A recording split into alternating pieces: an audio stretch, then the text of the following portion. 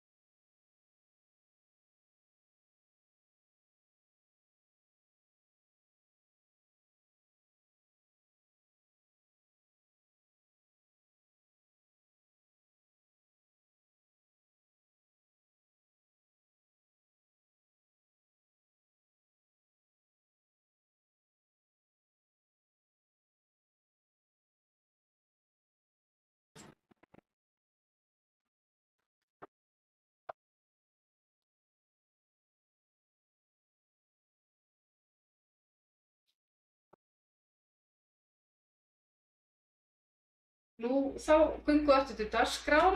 Við hefum fundin aftur 17.11 og ég ætla að lesa hérna upp bókun.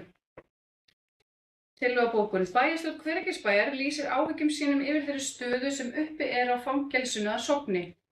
Samkvæmt minnisblaði frá Dómsmálaráðuneytinu dagsettan 22.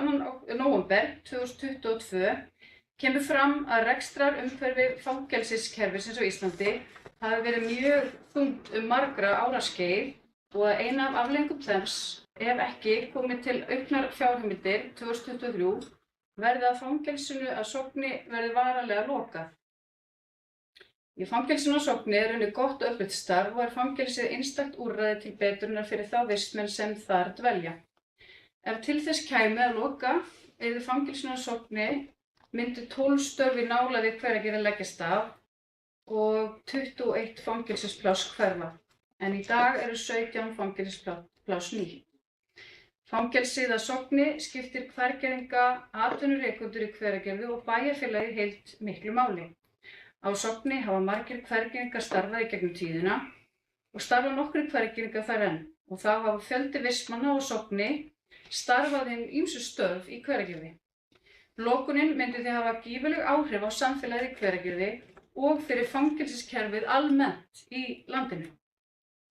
Bæjarstjórn Hveragerðisbæjar skorar því á dómsmálaráðherra og fjármálaráðherra að gera allt hvað þeir geta til að tryggja til framtíðar áframhaldandi starfsemi að Sogni öllum til heilla.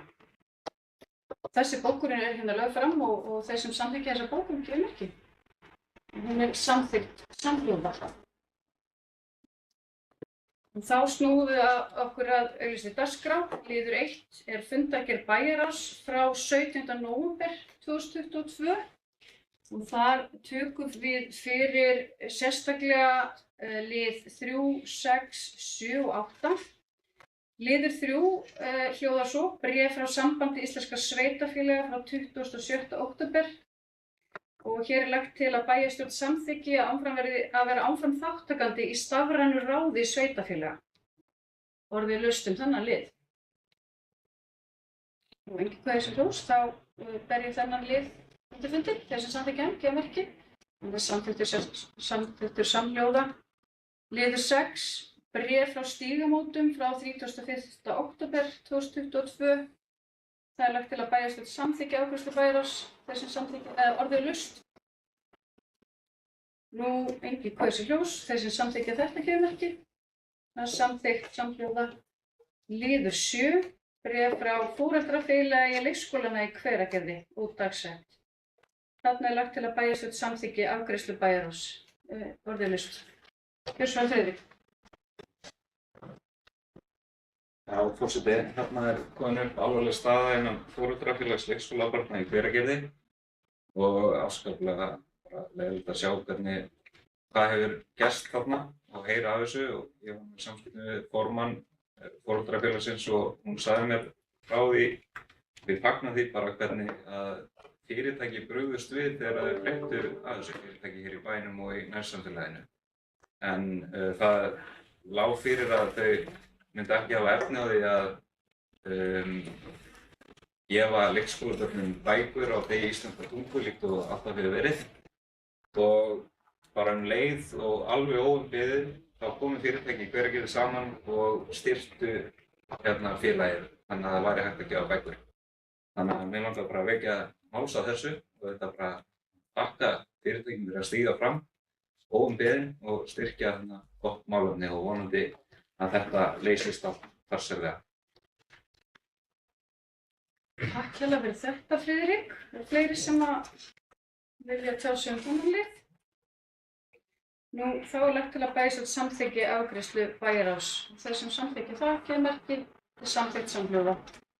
Liður 8, umsókn skólavist utan lögheimilis sveitarfélags.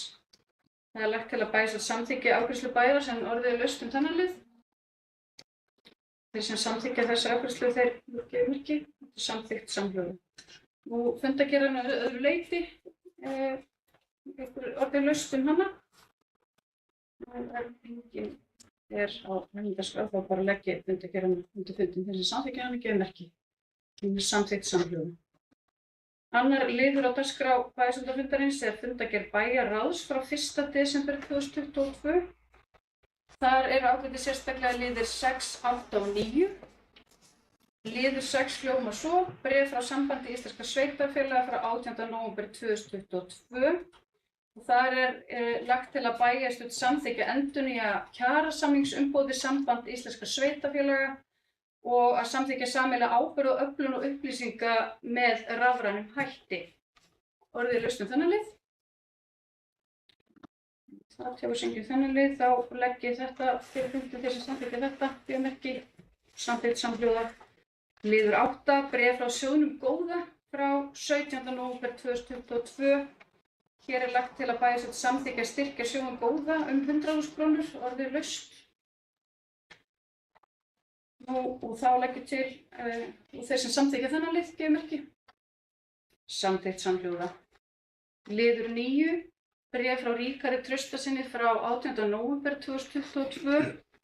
Hér er lagt til að bæjarstjórn samþykki að Ríkharður Traustason fái að skipta lóðinni Hólmabrún 4 og fái Hólmabrún 2 í staðinn, orðið er laust þennan lið. Þetta er auðvitað, 2 verða auglýstilega. Það skilur 2 og tókir. Já, það stendur, já. Þá snúðum bara því við í að skipta lóðinni 2 yfir í 4. Þeir sem samþykkja það, gefi merki. Það er samþykkt samhljóða. Nú orðið er laust fundargerðina að öðru leyti.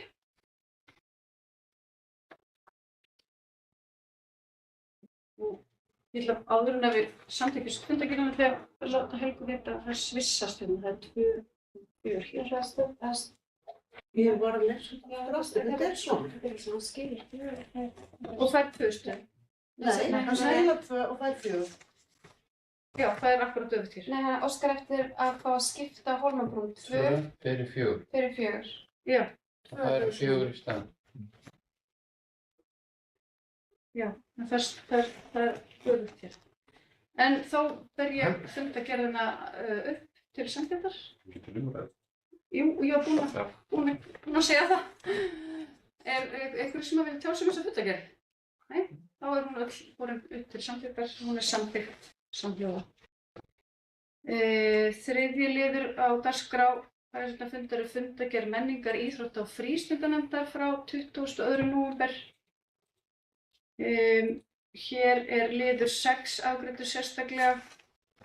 Það er tillaga frá fulltrúum D-lista, lengri opnunartími Laugarskars, orðið er laust þennan lið.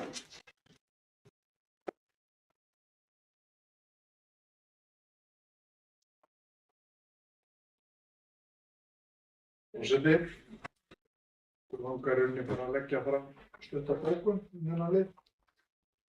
Það sem frábæður D-listanum, bæjarfulltrúar og D-listans fagna því að opnunartími sundlaugarins sé að rýmka og vissulega hefði við fulltrúar D-listans vilja ganga enn lengra líkt og kom fram í okkar tillögu til bæjarstjórnar. Fulltrúar D-listans leggja mikla áherslu á að þessi aukni opnunartími verði auglýstur vel og að menningar- og frístundafulltrúi sjái til þess að halda sig gaumgæfilega nýtingu á þessum aukna opnunartíma á meðal sundlaugargesta svo hægt sé að taka upplýsta ákvörðun hvort að þörf og aukin opnun sé í raun og veru til staðar. Og þetta er að skrifa Friðrik og Sigur. Takk fyrir þetta Sigmar, orðið er laust þennan lið áfram. Ég ætla bara að bera þennan lið undir fundinn og svo erum við með bókun varðandi þennan lið. Það er ekki bara, ég ætla bara að bera, ég get alveg gert það. Ég ætla bara svo sem lesa bókun sem við erum með með fundinn og svo fer ég liðinu til samþykktar eða. Sund er mikilvæg hreyfing og eru bæjarbúar hvattir til að nýta sundlaugina Laugarskar sér til heilsubótar. Heimsóknartölur hafa ekki gefið þá mynd að kalla sig eftir aukinni opnun.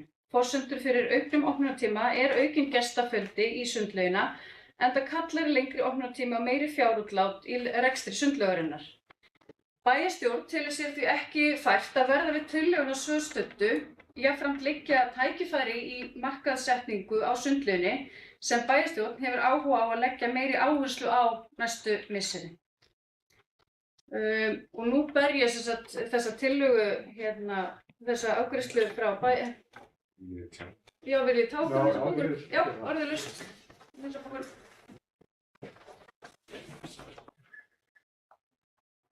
Forseti, ég bara mótmæli þessu, en þess að mér finnst sko, ég skil ekki alveg til hvers við erum að leggja máli til menningar, íþróttar og frístundanefndar ef við ætlum svo ekki að hlusta á það sem er sagt þar.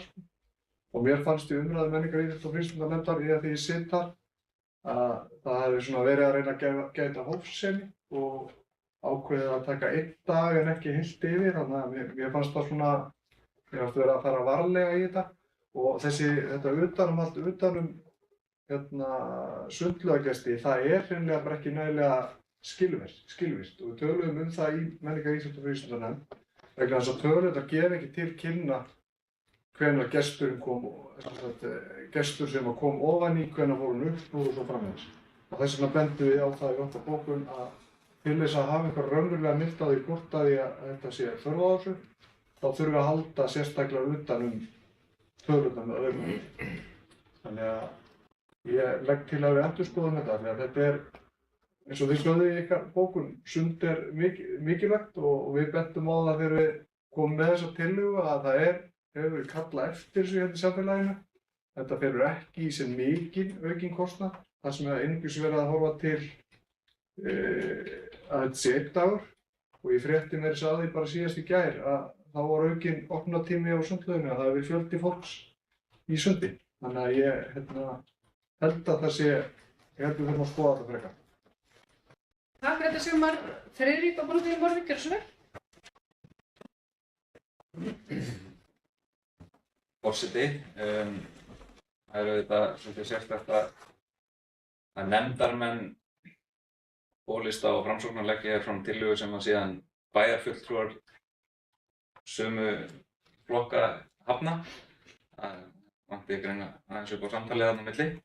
En hins vegar er eitt vanandi þessa lengri opnunartíma og ég ræddi þetta við eitt sundþjálfara daginn sem hafði nú reynslu af svona lengri opnunartímum og hann sagði þetta, hann leist vel á þessa hugmynd hjá okkur en þetta snýst allt hefðir og á þeim stað sem hann var þá var prófað að opna og það tók bara tíma að venja fólk á að fara seinna í sund og þú veist að mynda það hefð og núna er á þessum stað bara orðin bara hefð að fólk fer seinna í sund vegna þess að það er í boði og þá náttúrulega fer þetta að rúlla og fleiri fara af stað þannig að mér finnst þetta fín til að fara hægt í þetta að prófa að búa til einhverjum hefð í kringum það að mæta svona seint í sund og hann sagði mér að þessi sami maður að það skapast bara svo skemmtilegt andrúmsloft svona seinnipartinn á kvöldin þegar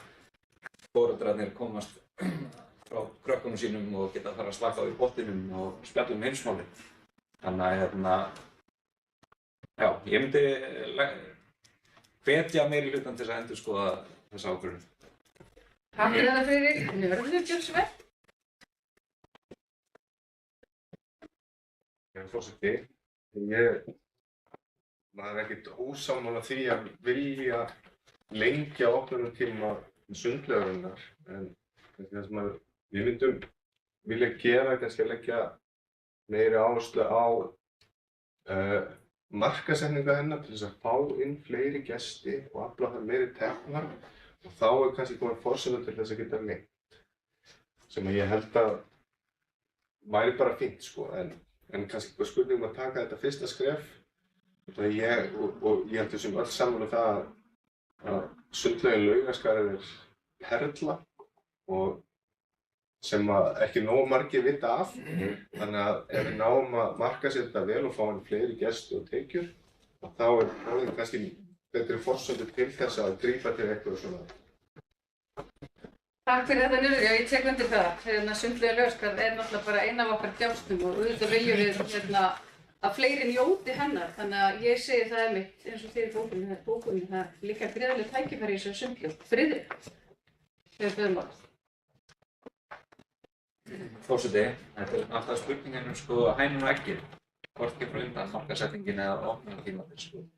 Þú veist, eins og staðan í dag til dæmis bara hirtastundum að ferðalangar sem kannski að koma sumarturistarnir sem svona seinnipartinn hérna vilja kannski komast í sund og fara svo á náttúrlina eða gera eitthvað og þá er náttúrulega bara sundin loka bara hálf 6 helgar.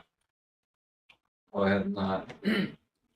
þú veist, það er kannski ótengt út að við erum að tala um 50 en svo ef maður hugsa sunnudagana þegar fólk, eða föstudagana þegar fólk á leiðinni út úr bænum og vill kannski koma við sundinni sem nú búið að lengja opnum tíma föstudagum þessum það var áður. En svona, hvar ætlum við að byrja með markaðssetninguna? Við markaðssetjum og svo bara sundin lokuð þegar fólk mættir á staðinn.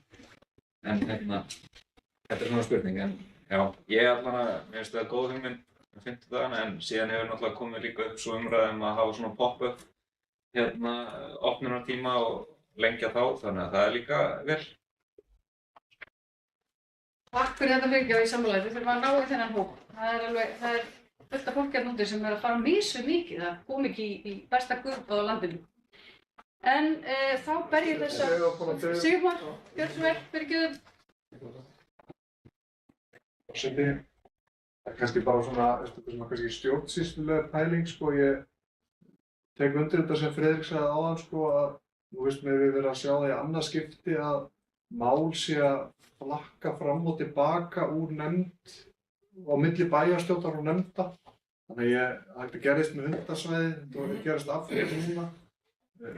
Þannig ég legg til, allavega ég veit að við gerum það í minnihlutanum að við tölum saman, bæjarfulltrúar og nefndamennirnir. Ég held að sé ágætt að eiga samtali þannig að fólk sé svolítið samstíga í því sem það er að gera. Og svo langar mig að spyrja til hvers var málinu vísað til menningar, íþrótta og frístundanefndar ef það átti ekki að hlusta á sjónarmið nefndarinnar? Takk fyrir þetta Sigmar, ég kannski svara bara þessu áður en ég gef söndur orðið. Það var náttúrulega líka til þess að við þeim starfsmann okkar sem greinir stöðuna og kom þá með akkurat þetta sem við vorum að koma hérna inn á varðandi heimsóknartölurnar og fara yfir kostnaðinn og þvíumlíkt. Þess vegna var þessu vísað til nefndarinnar. Svo verður þetta niðurstaðan en miðað við þá stöðu sem við búum við í dag þá þurfum við að fara eftir okkar ágætu fjárhagsáætlun og sem er nú síður umræða hér og eftir. Og bara skoða, það gefst tækifæri til að skoða líka bara hvernig við getum gert betur með sundlaugina okkar. Ég held að séum öll saman um það liggja þarna tækifæri. Sandra.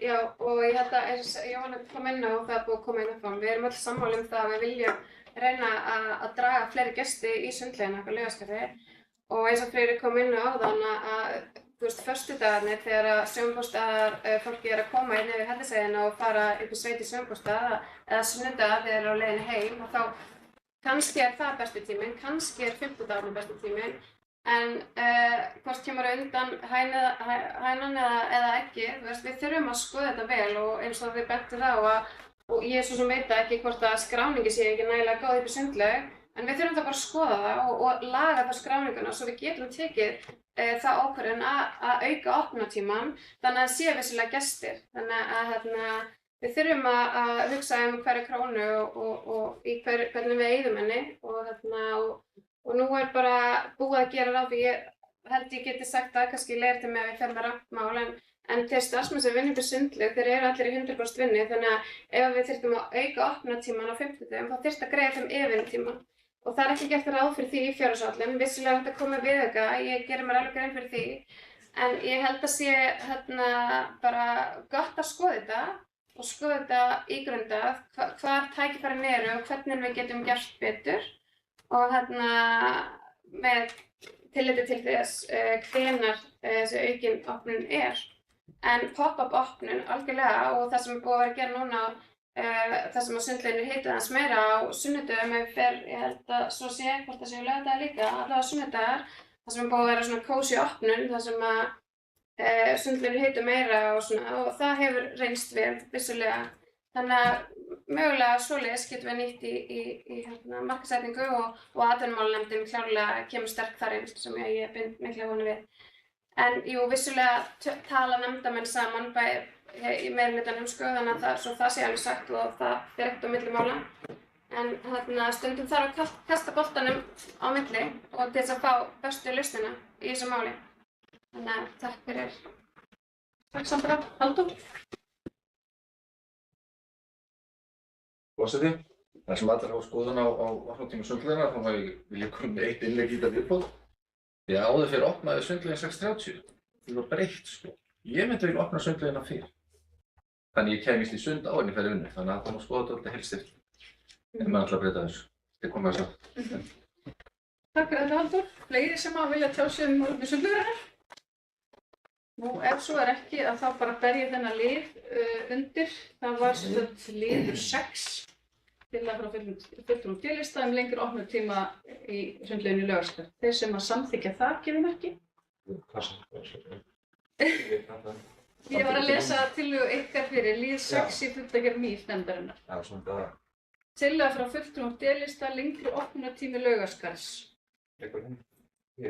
Svona er þetta skráð fyrir í bókun hjá. En það er ekki tillaga MÍF-nefndarinnar. Liður 6 sem er þá tillaga MÍF-nefndarinnar. Hann heitir það. Já. Já, þeir sem að samþykkja þessa tillögu gefið merki. Þeir sem eru á móti. Fæld með 5 atkvæði. Þá er fundargerð já. Þá er fundargerð orðið laust fundargerðina með. Ég var búin að þetta var bókur. Já. Já. Mörður, gjör svo. Þessi byrjum kannan bara aðeins að nefna hérna ég sé að það hefur verið fjallað viðburði í jólamánuðinum á fundi nefndarinnar og ég langar bara að hrósa þeim viðburði sem var í gærkvöldi sem var afskaplega skemmtilegur sem heitir Kósí kvöld í Hveragerði. Það voru alls konar viðburðir hér niður eftir Breiðmörkinni og víðar og var afskaplega gaman að taka þátt í því og ekki spilti góða veður sem var í gær og þetta held ég frumkvæði fyrirtækjanna hér í bæ sem bara afskaplega gaman að sjá og ég vona að þetta sé komið til að vera og vonandi líka munum við svo á næsta ári koma einu frábæra viðburði aftur á dagskrá sem heitir Hvergerðingasýningin Jólin sem líka geggjaða viðburði sem við þurfum að sjá til þess að degi ekki út hér. Takk fyrir þetta, Mörður. Ég tek upp þetta. Það er gaman þegar er líka bæjarbúar sínum svona frumkvæði, bæjarbúar að fyrirtæki. Friðrik, Sveinn. Forseti, það er alltaf gaman hvað MÍF-nefndin fær mikla umræður. Það er skemmtilegasta nefndin. Ég tek undir mig niður. Það var virkilega gaman að sjá frumkvæði fyrirtækja í bænum með Kósí kvöldi sem hefnaðist gífurlega vel. Ég byrjaði í bingóinu niður í skóla og svo fór ég í Flóru og fekk með vöfflu og svo á fasteignasölurnar og í gróðurhús og allt. Þetta var bara virkilega skemmtilegt og í veisluhöllinni og sjá þetta allt. Það er gaman að sjá hvað það sækja aftur margir listamannahúsið að þessum sé viðhaldið. Það er eitt sem ég velti fyrir mér og ég hef ekki séð á veg Hveragerðisbæjar varðandi úthlutun íþróttamann ársins. Verður hann haldinn milli jól og nýárs líkt og það hefði verið það er ekki á veg Hveragerðisbæjar. Það er náttúrulega tekið fyrir þarna. Bara svona spurning út í sal. Takk fyrir þetta, Friðrik. Það er kannski rætt í sjónarmun á undan sumari. Varðandi þetta síðasta á ásveit, þá með því að það er bara í sama farvegi og áður.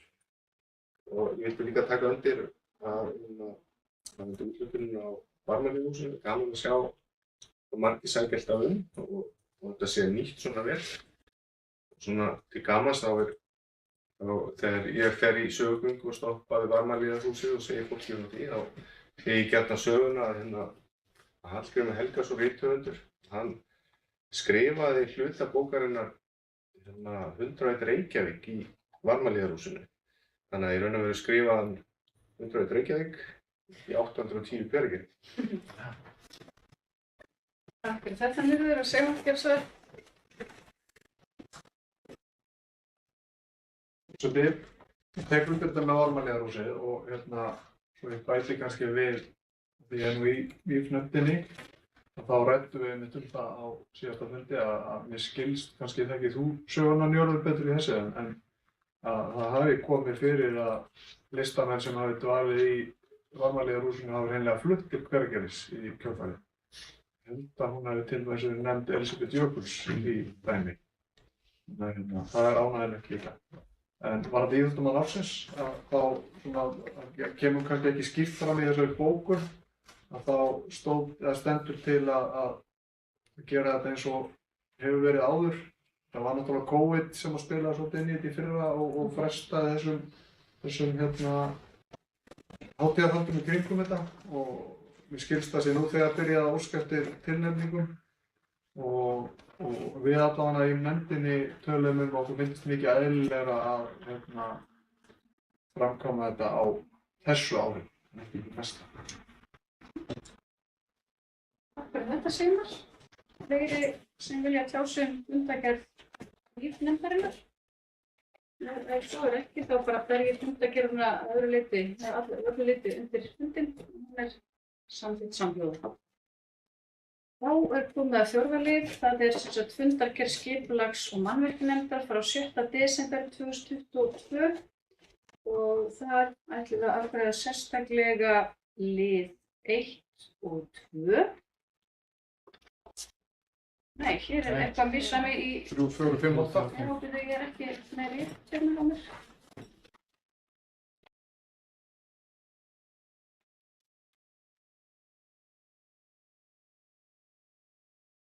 Já, það dottið út hérna hjá mér. Númer 5. Og það næsta blað, það bara hér. Ég að fara í fundargerð skipulags- og mannvirkjanefndar frá 7. desember. Það eru afgreiddir sérstaklega liðir 3, 4, 5 og 8. Liður 3, Dalsbrún 34, ábending vegna þrengsla við útakstur á bílastæðum. Og ég ætla bara að lesa hvað lagt til að bæjarstjórn geri. Hérna það lagt til að bæjarstjórnin samþykki að banna lagningu bíla í götu í Dalsbrún til þess að athafnasvæði samþykktra bílastæða á lóðum verði tryggt. Gatan verði merkt með skiltum og gulmáluðum kantsteini til samræmis við ákvörðunina. Varð ég að lausna þessa tillögu? Það er þessu engin ljós og því ber ég þessa til þennan lið undir fundin. Þeir sem samþykkja lið 3 gefur merki. Það er samþykkt samhljóða. Liður 4, Þelamörk 48, deiliskipulagsbreyting vegna bílskúrs. Það lagt til að bæjarstjórn samþykki deiliskipulagsbreytingunni í samræmi við 3. málsgrein 44. grein skipulagslaga nr. 123/2010. Orðið laust þennan lið. Það er þessu engin ljós. Ég ber þetta undir fundin. Þeir sem samþykki gefur merki. Þetta er samþykkt samhljóða. Liður 5, Borgarheiði 1H, fyrirspurn nýtt rafhleðslustæði á lóð. Hér lagt til að bæjarstjórn samþykki afgreiðslu nefndarinnar að heimila ekki nýtt bílastæði á lóð fyrir rafhleðslu þegar aðrir kostir eru í boði. Orðið laust þennan lið. Það kveður engin hljóð, ég vil beða þennan lið nr. 5 undir fundin. Þeir sem samþykki gefur merki. Liður 5 er samþykktur samhljóða. Liður 8, Hringvegur 3. áfangi, núpanáma og akstur efnis að framkvæmdasvæði. Hér lagt til að bæjarstjórn samþykki að áform vegagerðarinnar flutning efnis vegna vegagerðarinnar 3. áfanga Hringvegar 1 til D6 Biskupstungnabraut í Hveragerði. Það er lagt til að þetta verði samþykkt. Orðið laust þennan lið.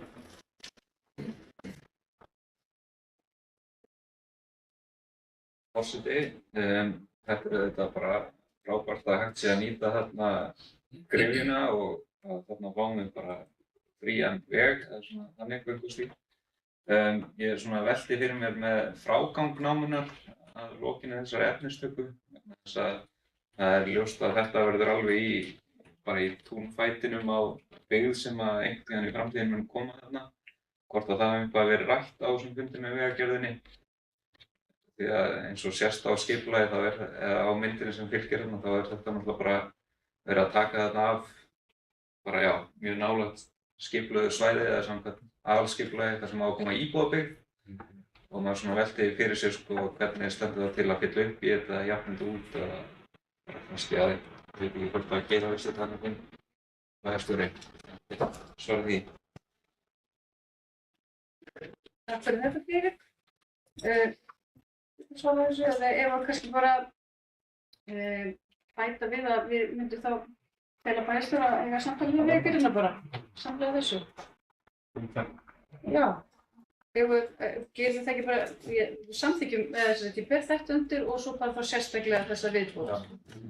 Þá legg ég til, sem sagt, já, þá hérna, eins og ég sagði bara, ég samþykki að ákvæm Vegagerðarinnar í lið 8, þeir sem samþykja það gjöfmerki, það er samþykkt samhljóða og jafnframt bæjarstjóra falið að eiga samtal við Vegagerðina um frágang á viðkomandi svæði. Nú þá er það orðið laust fundargerðum að öðru leyti. Ákveðið sem engin ljós og því ber ég fundargerðum upp fyrir fundi þeir sem samþykja, þeir gefa merki og hún er samþykkt samhljóða. 5. liður á dagskrá er fundargerð fræðslunefndar frá 6. desember 2022. Orðið laust hana. Friðrik. Forseti, við fulltrúar D-listans erum hér með bókun. Bæjarfulltrúar D-listans gera athugasemd varðandi skipun í fræðslunefnd af hálfu O-listans og Framsóknar. Í fræðslunefnd hefur meirihlutinn skipað 2 fulltrúa í fræðslunefnd sem eru starfsmenn menntastofnana bæjarins. Eitt af hlutverkum fræðslunefndar er að hafa eftirlit með stofnunum bæjarins sem vinna að fræðslumálum og að það verður að teljast óeðlilegt að umræddir nefndarmenn séu settir í þá stöðu að þeir séu á vissan hátt að hafa eftirlit með eigin störfum. Samkvæmt 34. greinar samþykktar stjórn Hveragerðisbæjar kemur eftirfarandi fram: starfsmenn fyrirtæki og stofnana sveitarfélags eru ekki kjörgengir í nefndir, ráð og stjórnir fyrirtæki eða stofnana sem þeir starfa hjá. Bæjarstjórn getur þó ákveðið að víkja frá þessu ef málefni vinnuveitenda eru óverulegur þáttur í starfi viðkomandi nefndar og starfið er ekki þess eðlis að hætta sig á hagsmunaárekstrum vegna nefndarsetu. Ljóst er að ekki er að ræða óverulegan þátt og því hvetja fulltrúar D-listans meirihlutann til að endurskoða skipan í nefnd og ráð og nýta þannig tækifærið einnig til að jafna kynjahlutfall sitt í nefndum og ráðum bæjarins. Undir þetta rita Friðrik og Sigmund. Takk fyrir þetta, Friðrik. Sandra og Þornjörður. Sandra, svo. Forseti.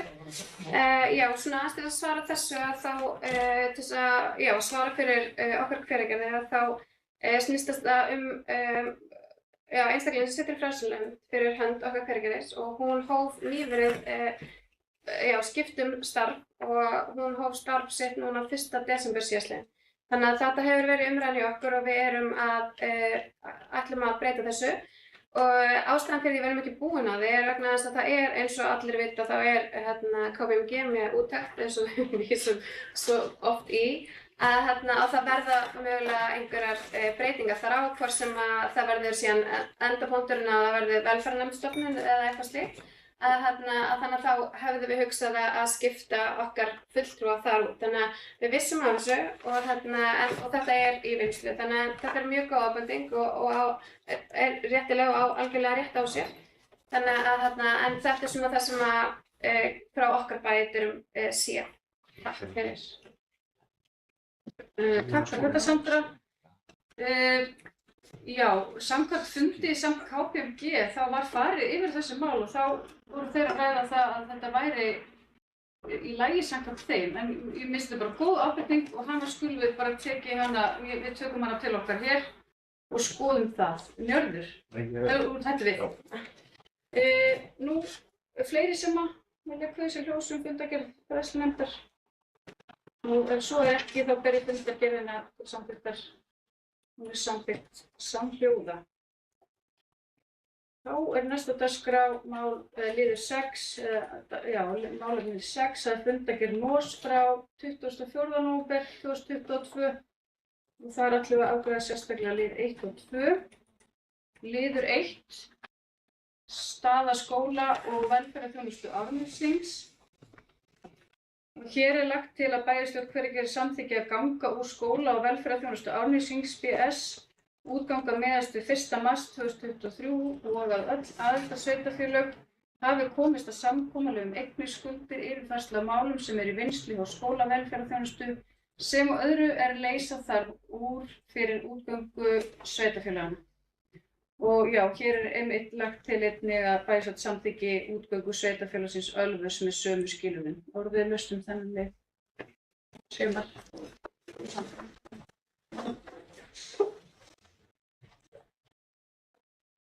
Forseti, við erum með bókun, þennan lið, hljómar svona. Bæjarfulltrúar D-listans lýsa áhyggjum sínum varðandi slit skóla og velferðarþjónustu Árneshrings og líkt og fram hefur komið hefði fulltrúar D-listans viljað farið úttekt á og þarfagreiningu síðasta sumar. En því miður hafnað á meirihlutanum þeim tíma. Starfsemi skóla og velferðarþjónustu er mjög mikilvæg einingur í Hverfisbæ og á þeim grundvelli telja fulltrúar D-listans að brýnt sé að vinna hratt að úrlausn mála, til dæmis með því að tryggja áframhaldandi vinnuframlag núverandi lykilstarfsmanna eða svo á. Tíminn líður hratt og senn líður umræddum slitum og það er meðal annars þess vegna sem málaflokkurinn þarf að fá úrlausn sinna mála hið fyrsta. Og undir þess rita fleiri ykkur og sumar. Takk fyrir það, takk fyrir þetta. Mér langar líka bara að minna á að þessi var hafna á grundvelli þess að við vorum að fara í heildarúttekt á bæjarfélaginu sem að KPMG sá og það er á leiðandi allt sem að viðkemur okkar byggðarsamlögum og stjórnsýslunni allri. Var það ekki Sandra næst og Sandra ekki úr? Forseti. Þetta sneri svolítið við. Í grunninn var þetta þannig upplegga að það ætti að slíta byggðarsamlaginu í upphafi.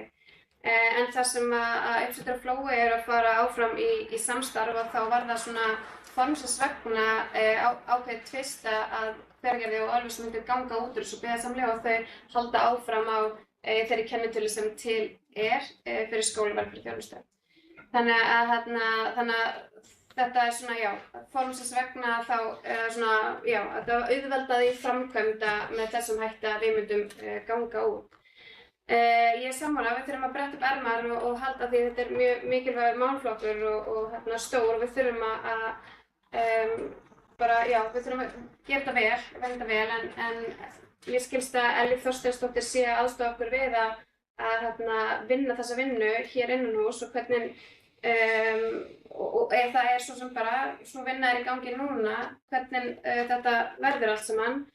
Það búa ráðinn ráðgjafa þroskaþjálfara sem tók til starfa núna í haust og það þarf að ráðinn sálfræðinga. Við höfum verið með sálfræðinga í verktöku hingað til, auk þess að það var eitt sálfræðingur starfandi hjá skólavelferð, ef ég man þetta rétt.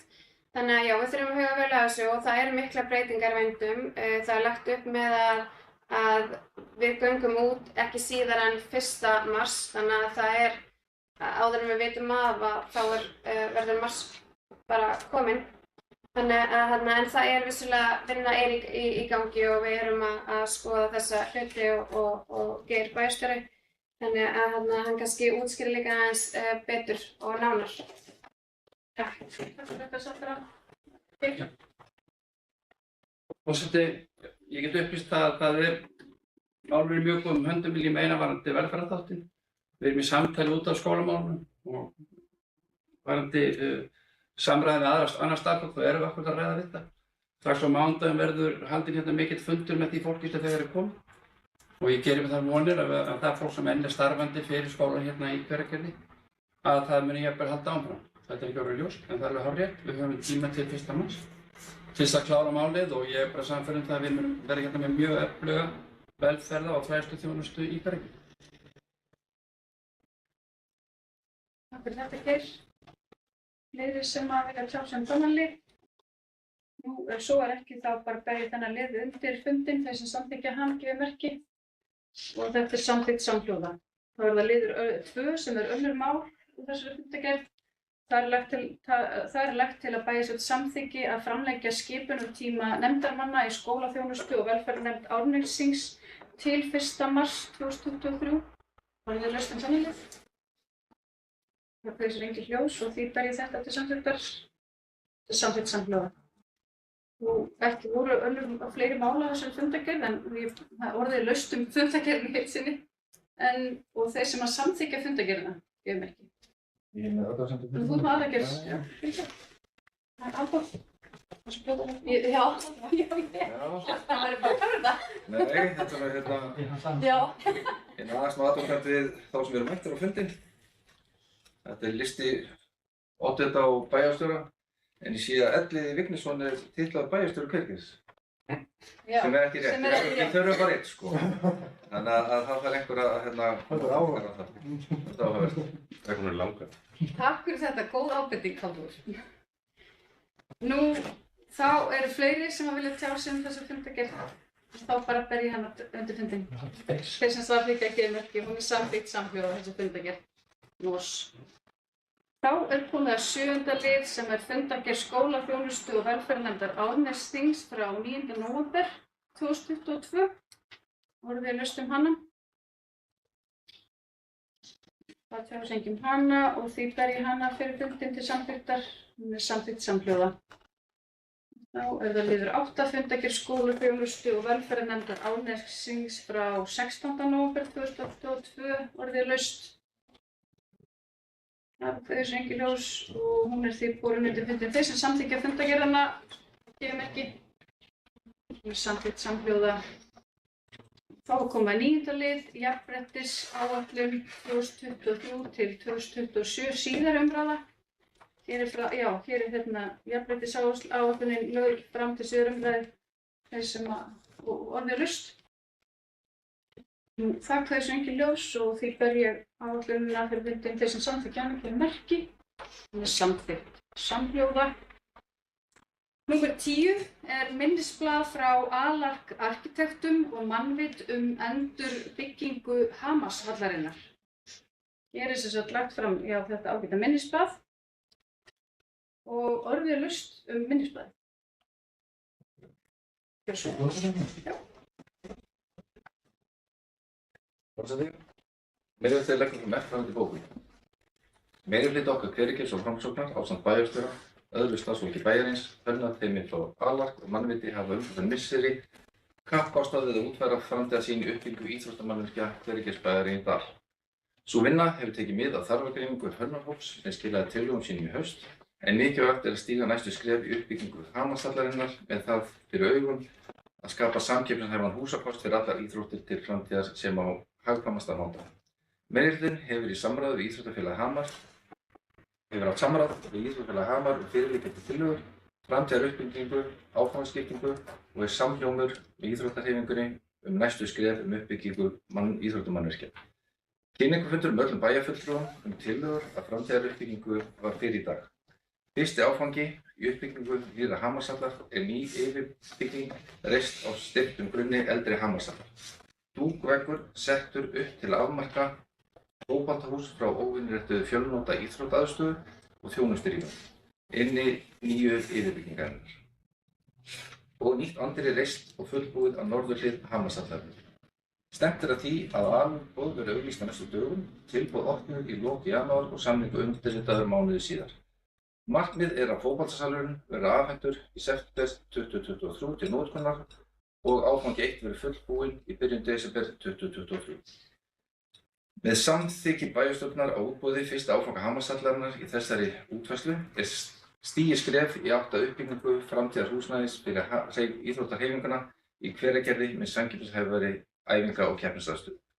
En síðari áfangar í uppbyggingu Hamarshallarinnar verða byggðir upp eftir því hvernig íbúafjölgun og byggð þróast í bæjarfélögum næstu árum. Meirihluti okkar Hveragils og Framsóknar þakkar þeim sem hafa komið að þeirri vinnu sem hefur átt sér stað vegna verkefnisins undanfarna mánuði.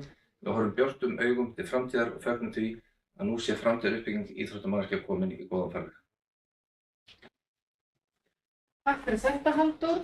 Orðið laust. Já. Minnihlutinn byrjar fundar hér klukkan 17:55. Já.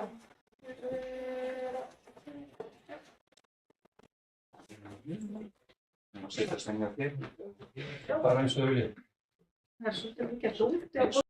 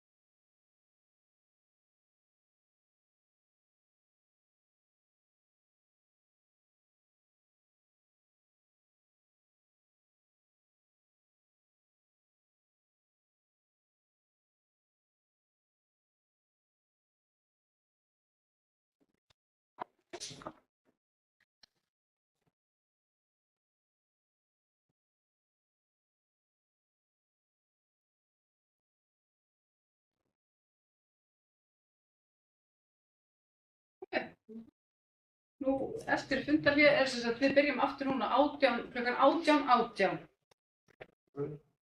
Orðið er laust lið 10. Hér Svöldsheimur.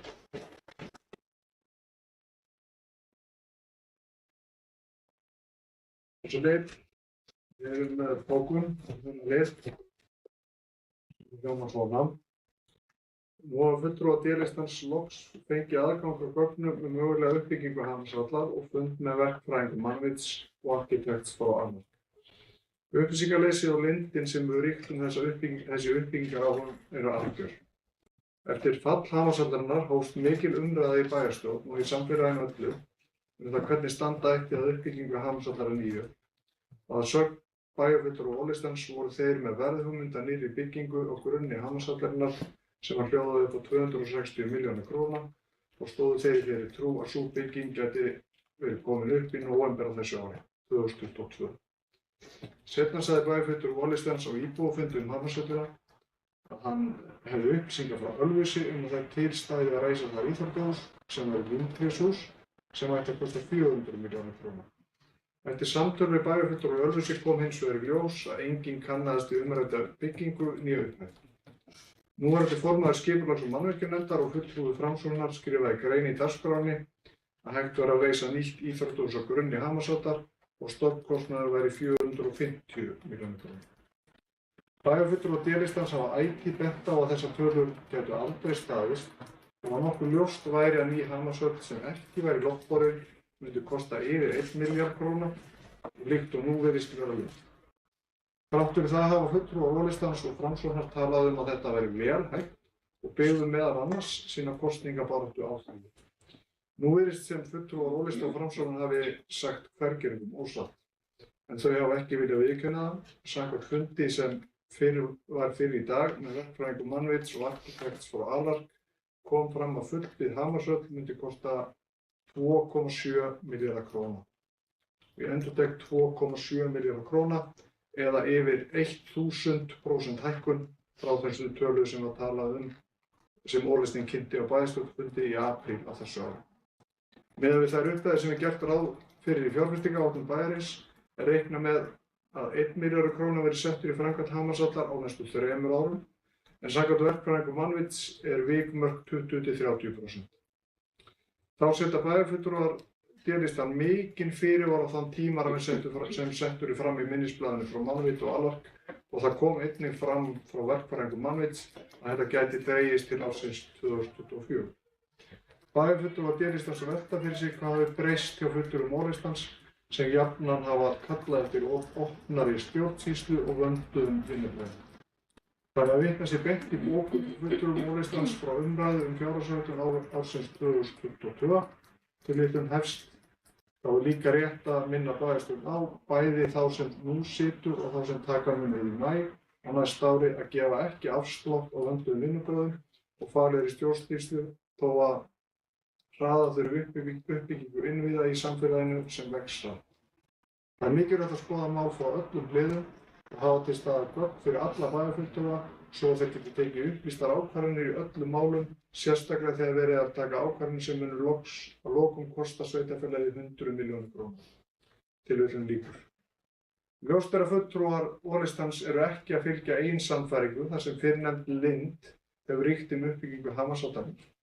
Bæjarfulltrúar D-listans fengu fyrst í hendur gögn nýja Hamarsvöll fyrir 2 dögum og munnlegar upplýsingar verð frá verkfræðingum Mannvits fyrir 3 klukkustundum. Ekki hefur komið fram það hvernig fulltrúar Ólistans og Framsóknar ætli sig að fjármagna þessa uppbyggingu á sama tíma og þarf að ráðast í fjárfreka uppbyggingu á innviðum í Hveragerði sem sveitarfélaginu ber lögbundin skylda til að sinna. Það er óábyrgt að fara af stað í aðalútboð á svo stóru verki þegar ráðast þarf aðrar stórar og mikilvægar framkvæmdir í sveitarfélaginu og fjármögnun verksins liggur ekki fyrir. Bæjarfulltrúar D-listans eru enn þeirrar skoðunar að skynsamlegast væri með tilliti til fjárhagsstöðu bæjarins að hagkvæmast og fljótlegast væri að reisa að nýju loftborna íþróttahöll. Og í ljósi þess að loks liggja fyrir gögn það hvernig Ólistinn og Framsókn sjá fyrir sér uppbyggingu Hamarsvallarinnar og að hér að ræða stóra kostnaðarsama og stefnumótandi ákvörðun fyrir Hvergisbæ leggja bæjarfulltrúar og D-listans til að fara yfir í íbúakosningu það hvaða leið verið farin við uppbyggingu Hamarshollennar og engin ákvörðun uppbyggingu verið tekin fyrir að vilji íbúa Hvergilsbæjar liggi fyrir. Bæjarstjóra verið falið að afla nánari upplýsinga tillögur Mannvits annars vegar og hins vegar loftboru íþróttahús og kynna á hlutlausan. Og þetta undir þetta skrifa Friðrik og Sigmar. Takk fyrir þetta, Sigmar. Orðið laust. Hörður.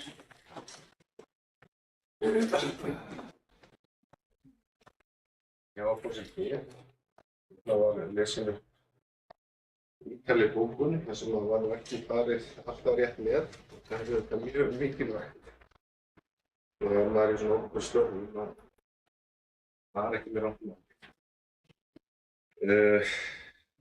Það er alveg rétt að fyrir kosningar og þessari bókun virðist greinilega svolítið binda mér að fyrir kosningarna þá var auðvitað talað tölum við að við hefðum verðhugmynd dúkhús á stálgrind, einangrað ofnáttunargrunn fyrir 260 milljónir króna. Og ef það hefði verið tekin ákvörðun strax í apríl, þá hefði það getað verið komið upp í nóvember. En sú ákvörðun var þetta ekki tekin.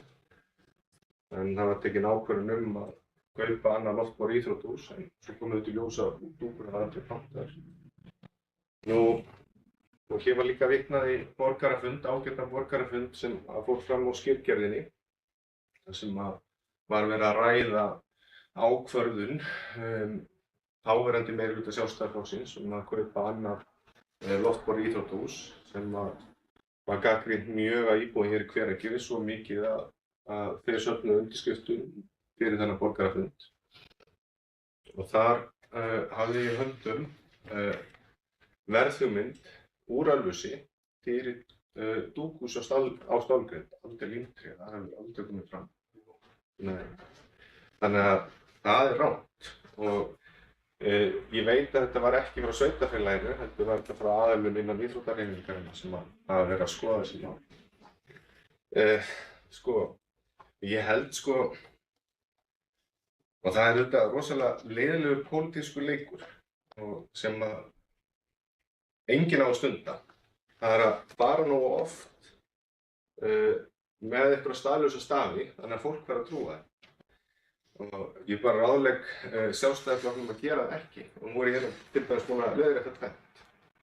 En samt, og ég hef leiðrétt þetta áður, en samt haldið þessu alltaf áfram.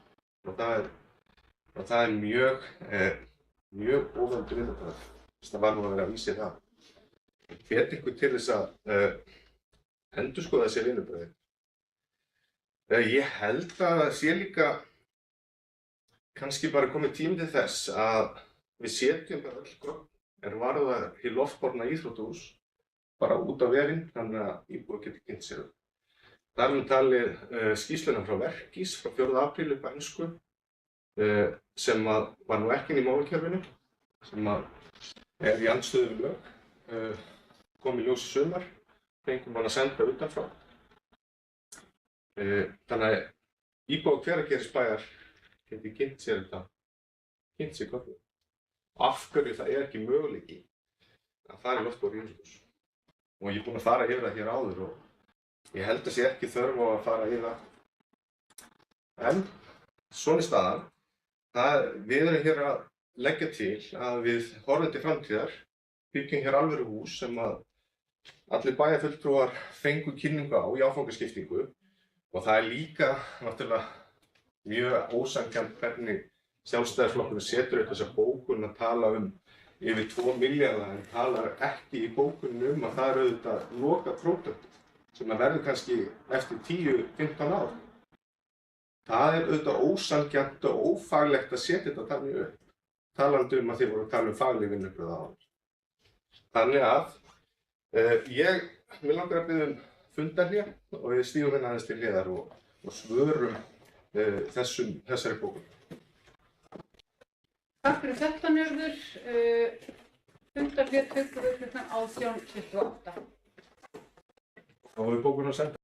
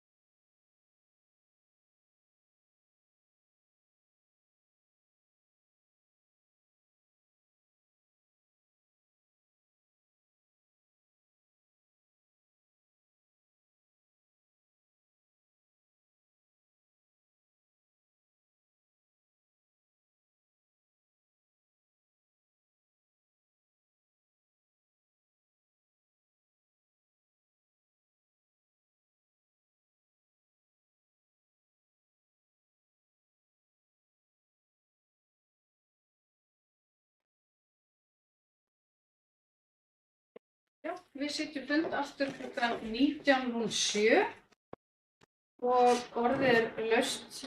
Njörður er sjónarmiðlunar í dag. Forseti, meirihlutinn ætlar að leggja fram eftirfarandi bókun sem ég les hér. Nú og svo. Því miður eru mjög margar og alvarlegar rangfærslur í bókun Sjálfstæðisflokksins. Þar með talið ásakanir að einstaklingar hafi sagt ósatt í sínum pólitísku störfum. Þá eru villandi upplýsingar í bókun Sjálfstæðisflokksins þar sem tölur eru slitnar úr samhengi. Slíkt er ekki aðeins ósanngjarnt og ófaglegt, heldur eru það vinnubrögð sem meirihluti okkar Hveragerðis og Framsóknar neitar að stunda. Hveragerðingar eiga skilið að bæjarfulltrúar stundi fagleg vinnubrögð og hvetur meirihlutinn Sjálfstæðisflokkinn til að gera það. Varðandi ásakanir leyndarhyggju er henni vísað til föðurhúsanna. En ljóst er frá upphafi að Sjálfstæðisflokkurinn hefur viljað fara aðra leið og hafði því lítinn áhuga á að byggt yrði alvöru hús og hefur gagnrýnt það mjög. Einnig hafnaði Sjálfstæðisflokkurinn góðu boði að taka þátt í fjárhagsáætlunarvinnunni, þar sem hluti af vinnunni var umfjöllun framtíðar uppbyggingu Hamarsvallarinnar. Eins og komið hefur fram var mikil umræða Hamarsvöllina í aðdraganda kosninga. Meðal annars knúðu íbúar fram borgarafund fyrir kosningar með undirskriftum, svo að umdeild ákvörðun sem að fyrrum meirihluti Sjálfstæðisflokksins tók að kaupa annað loftborið íþróttahús yrði rædd við íbúa. Síðan hefur Hamarsvöllin verið rædd á flestum bæjarstjórnarfundum. Rétt er að horfa til framtíðar og byggja alvöru hús, en tefja málið ekki frekar. Það eru hagsmunir bæjarbúa að halda áfram með uppbyggingu íþróttamannvirkja. Nú er verið að taka ákvörðun framtíðar uppbyggingu á íþróttamannvirkjum í Hveragerði. Uppbyggingu sem mun standa næstu tugi ára, en ekki aðeins í 10 ár. Það er skylda bæjarfulltrúa að hugsa til langs tíma og nýta fjármagni vel. Það verður best gert með því að byggja alvöru hús. Vonandi mun Sjálfstæðisflokkurinn stökkva á framtíðarvagnin með okkur og við bjóðum ykkur velkomin. Takk fyrir þetta, Njörður. Friðrik, fulltrúar. Já, forseti. Þeir nú afsökunar í bókunum okkar að við tala límbréfshús, Njörður, en vissulega sagður stálpindarhús. Þannig að það var bara misminni hjá okkur varðandi það. En ég skil ekki alveg hvernig við höfum að vera að slíta einhverju tölur úr samhengi þegar þetta liggur allt fyrir í fundargerðum bæjarstjórnar og í greinum þar sem bara þessar tölur koma fram. Þannig að við erum ekki að gera neitt varðandi það að slíta eitthvað í sundur. En ég er svona velti fyrir mig því svarið náttúrulega ekki þarna varðandi íbúakosningu. Hvort að þið séu á móti því ekki, því að það var nú eitt af stefnumálum Mólistans að stórar framtíðar ákvarðanir ættu að vera í höndum íbúa Hveragerðis. Þannig að mér finnst þetta að vera ansi stór ákvörðun. Og það að tala að við séum að nefna þeim 2,7 milljarðar sem verkfræðingar mannvitssögðu frá áðan, að þetta sé eitthvað bara vitleysa, þetta er bara það sem var sagt áðan. Þetta er bara það sem að heildarkostnaður á höllinu er. Við erum ekkert að reyna að fela það eitthvað. Við erum bara að segja nákvæmlega það sem að verkfræðingarnir sögðu á fundinum áðan. Það eru bara staðreyndir. Þessi höll mun kosta 2,7 milljarða, en mögulega eftir 10 árum mun hún kosta miklu meira. Við vitum það ekki. Mun verðlagið hækka? Hvernig verður þetta þá? Við erum bara að benda á þeir staðreyndir sem komum fram hér á fundinum og það er búið að ríkja leyndarhyggja. Við höfum óskað ítrekað eftir gögnum. Og þið hafi ekki viljað láta okkur fá þau. Ítrekað. Einmitt á þessum bæjarstjórnarfundum og bæjarráðsfundum höfum við óskað eftir að fá gögn til þess að vera inn í málunum. Ég sagði nú á fundinum áðan að ég væri alls ekki á móti þessu húsi. Þetta er flott hús sem hann kynnti hérna, vissulega. En sveitarfélagið hefur bara ekki efni á því að byggja svona hús. Það er alveg á hreinu og það sést meðal annars í fjárhagsáætluninni sem þið eru að setja hér fram. Það er líka alveg kristaltært og sveitarfélagið hefur ekki efni á því að fara í margra milljarða króna höll. Þess vegna höfum við bent á að það er skynsamlegast að fara í loftborna íþróttahöll núna og hugsa svo til framtíðar þegar höllin komin upp. Þið megið kalla það tímabundna lausn eða hvað sem þið viljið, en það skynsamlegast að koma íþróttastarfinu í gang því að það líka það sem skiptir máli. Og við getum síðan horft til framtíðar eins og við höfum sagt, að við getum þá notað þessar teikningar sem þið eru komið með, því að þetta vissulega flott höll sem þið eru að leggja hér til. Og við getum horft til framtíðar og nýtt þá þessa vinnu sem komin fram og byggt almennilegt íþróttahús á Sólborgarsvæðinu eins og við höfum margoft rætt líka. Þannig að þetta bara það sem við leggjum til hér og við erum úrhætt við að fara í íbúakosningu. Ég meina ef íbúar vilja fá stálgrindar-höll þá það bara vel, þá verður bara að finna út úr því hvernig það á að fjármagna það. Við teljum að það sé ekki tímabært að fara í stálgrindarhús því að það bara kostnaðarsamt fyrir sveitarfélagið á sama tíma og það þarf að fara í mikla aðra uppbyggingu hér í bænum. Takk fyrir þetta, Friðrik. Njörður, Gjörsvöld.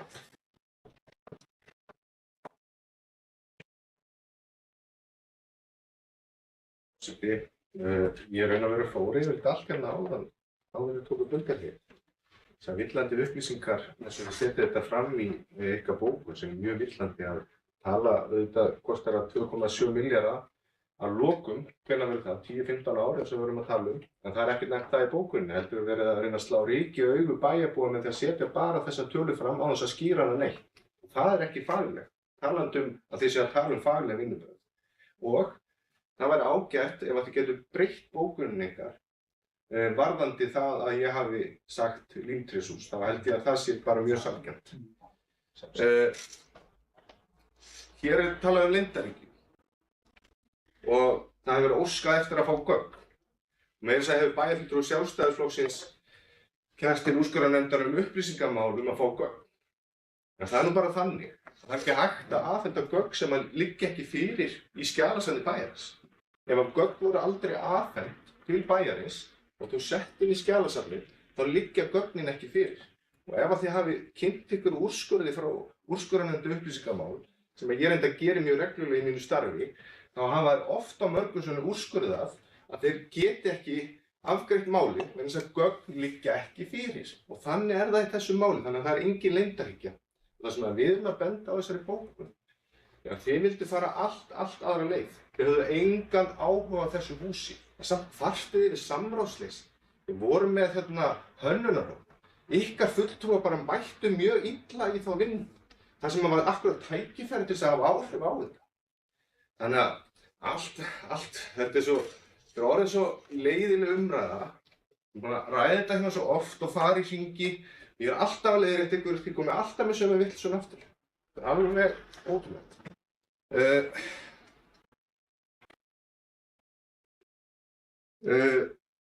Hér segir bæjarfulltrúi að við höfum ekki efni á þeirri leið sem við erum að fara. En höfum við efni á að fara í annar loftbor í íþróttahús sem við vitum að mun ekki nýtast í framtíðar uppbyggingar. Eins og þið sáuð á kynningunni í dag að þá er verið að byggja Hamáshöllina þannig að þetta er fyrsti áfangi og mun að lokum enda sem glæsileg íþróttamiðstöð. Það er ekki hægt ef við ætlum að stíga annar loftbor íþróttahús á þennan grunn. Þá mun sú fjárfesting ekki nýtast í þeirri uppbyggingu. Og það er það sem við erum að hugsa til framtíðar. Og svo ég endurtaki það enn og aftur að það er í raun og veru ekki möguleiki að taka ákvörðun að fara í loftbor íþróttahús. Samanber skýrsluna frá Verkís frá 4. apríl sem fannst ekki í málasafni bæjarins sem er andstætt lögum. Vegna þess að það er verið að spyrja spurninga til hins slóvenska framleiðenda sem svara svo ekki. Mjög mikilvæg spurningar sem þurfti að fá svar við áður en var hægt að taka ákvörðun að fara í annar loftbor íþróttahús. Þannig mjög skrítið að skildi samt sem áður hafi tekið ákvörðun. Þannig að ég legg til, ég er heilræði til Sjálfstæðisflokksins. Ég legg til að þið komið með okkur á framtíðarvagnin og horfum til framtíðar. Byggjum upp alvöru íþróttaaðstöðu og gerum þau að áfengum. Það er best fyrir Hvergerðinga. Það er alls ekki gott fyrir Hvergerðinga að vera að rífast loftbóluhús eða alvöru hús. Bara alls ekki gott. Og hér var, og ég nefndi það reyndar í gríniðinu áðan, eftir fundinn með það sem tillögurnar voru kynntar. Ég og Friðrik muni líklega hittast hérna á 50 ára afmæli Hamas eftir 20 ár í fullbyggðri Hamashöll. Og við munum rifja upp hvernig umræðan var fyrir 20 árum, þar sem hann barðist fyrir loftbornu íþróttahúsi, en við ákveðum að byggja alvöru hús. Og við munum standa inn í Hamashöllinni og fagna 50 ára afmæli Hamas. Og við munum hrista hausinn yfir þessar umræðu að það hafi verið möguleiki, einhver hafi talið möguleika á að reisa loftbor í íþróttahús. Að það hefði virkilega verið besti kosturinn fyrir Hveragerði. En til þess að svara varðandi íbúakosningu, þá vísum við í það í bókunni að það er óþarft að tefja máli frekar. Þið hafið endalaust talað hvar er ákvörðun að fara áfram með Hamarshöllina uppbygginguna. Nú þið að leggja til að tefja málið. Það er bara óþarft. Ég vil líka benda á að þið flokkar sem eru í meirihluta núna, þið eru með 68% atkvæða og eins og þið hafa verið að benda á og mikil umræða í aðdraganda kosningar um Hamarshöllina. Þannig að þessi hópur hér í meirihlutanum hlýtur þá að hafa sterkt umboð. Og sama, ég notaði þessi rök, þess að þau voru notuð af Sjálfstæðisflokknum árið 2010. Þá hlaut Sjálfstæðisflokkurinn mjög góða kosningu og náði 2/3 atkvæða, 5 bæjarfulltrúum, jafnmarga og við erum með hér. Þá var akkúrat loftborna íþróttahúsið mjög mikið til umræðu í samfélaginu. Sjálfstæðisflokkurinn sagði, herðu, við fengum bara glimrandi kosningu, förum bara áfram með loftbóluhúsið, það var bara kosið það. Þannig að ég nota bara sömu rök hér. Akkur, þetta nýrður Friðrik, þú varst bara fyrir orðið ekki og svo er samt.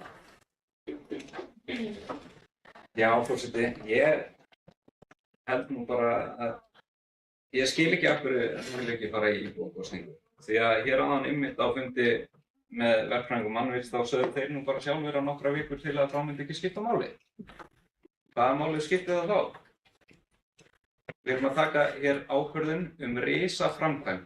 Og þannig að maður vitni nú bara í stefnuskrána ykkar á listanum, þá talið þið að stærri og stefnumótandi ákvörðunir verði teknar af íbúum í íbúakosningum. Og ef þetta er ekki stór og stefnumótandi ákvörðun fyrir framtíð íþróttamála í Hveragerðisbæ, þá veit ég ekki hvað.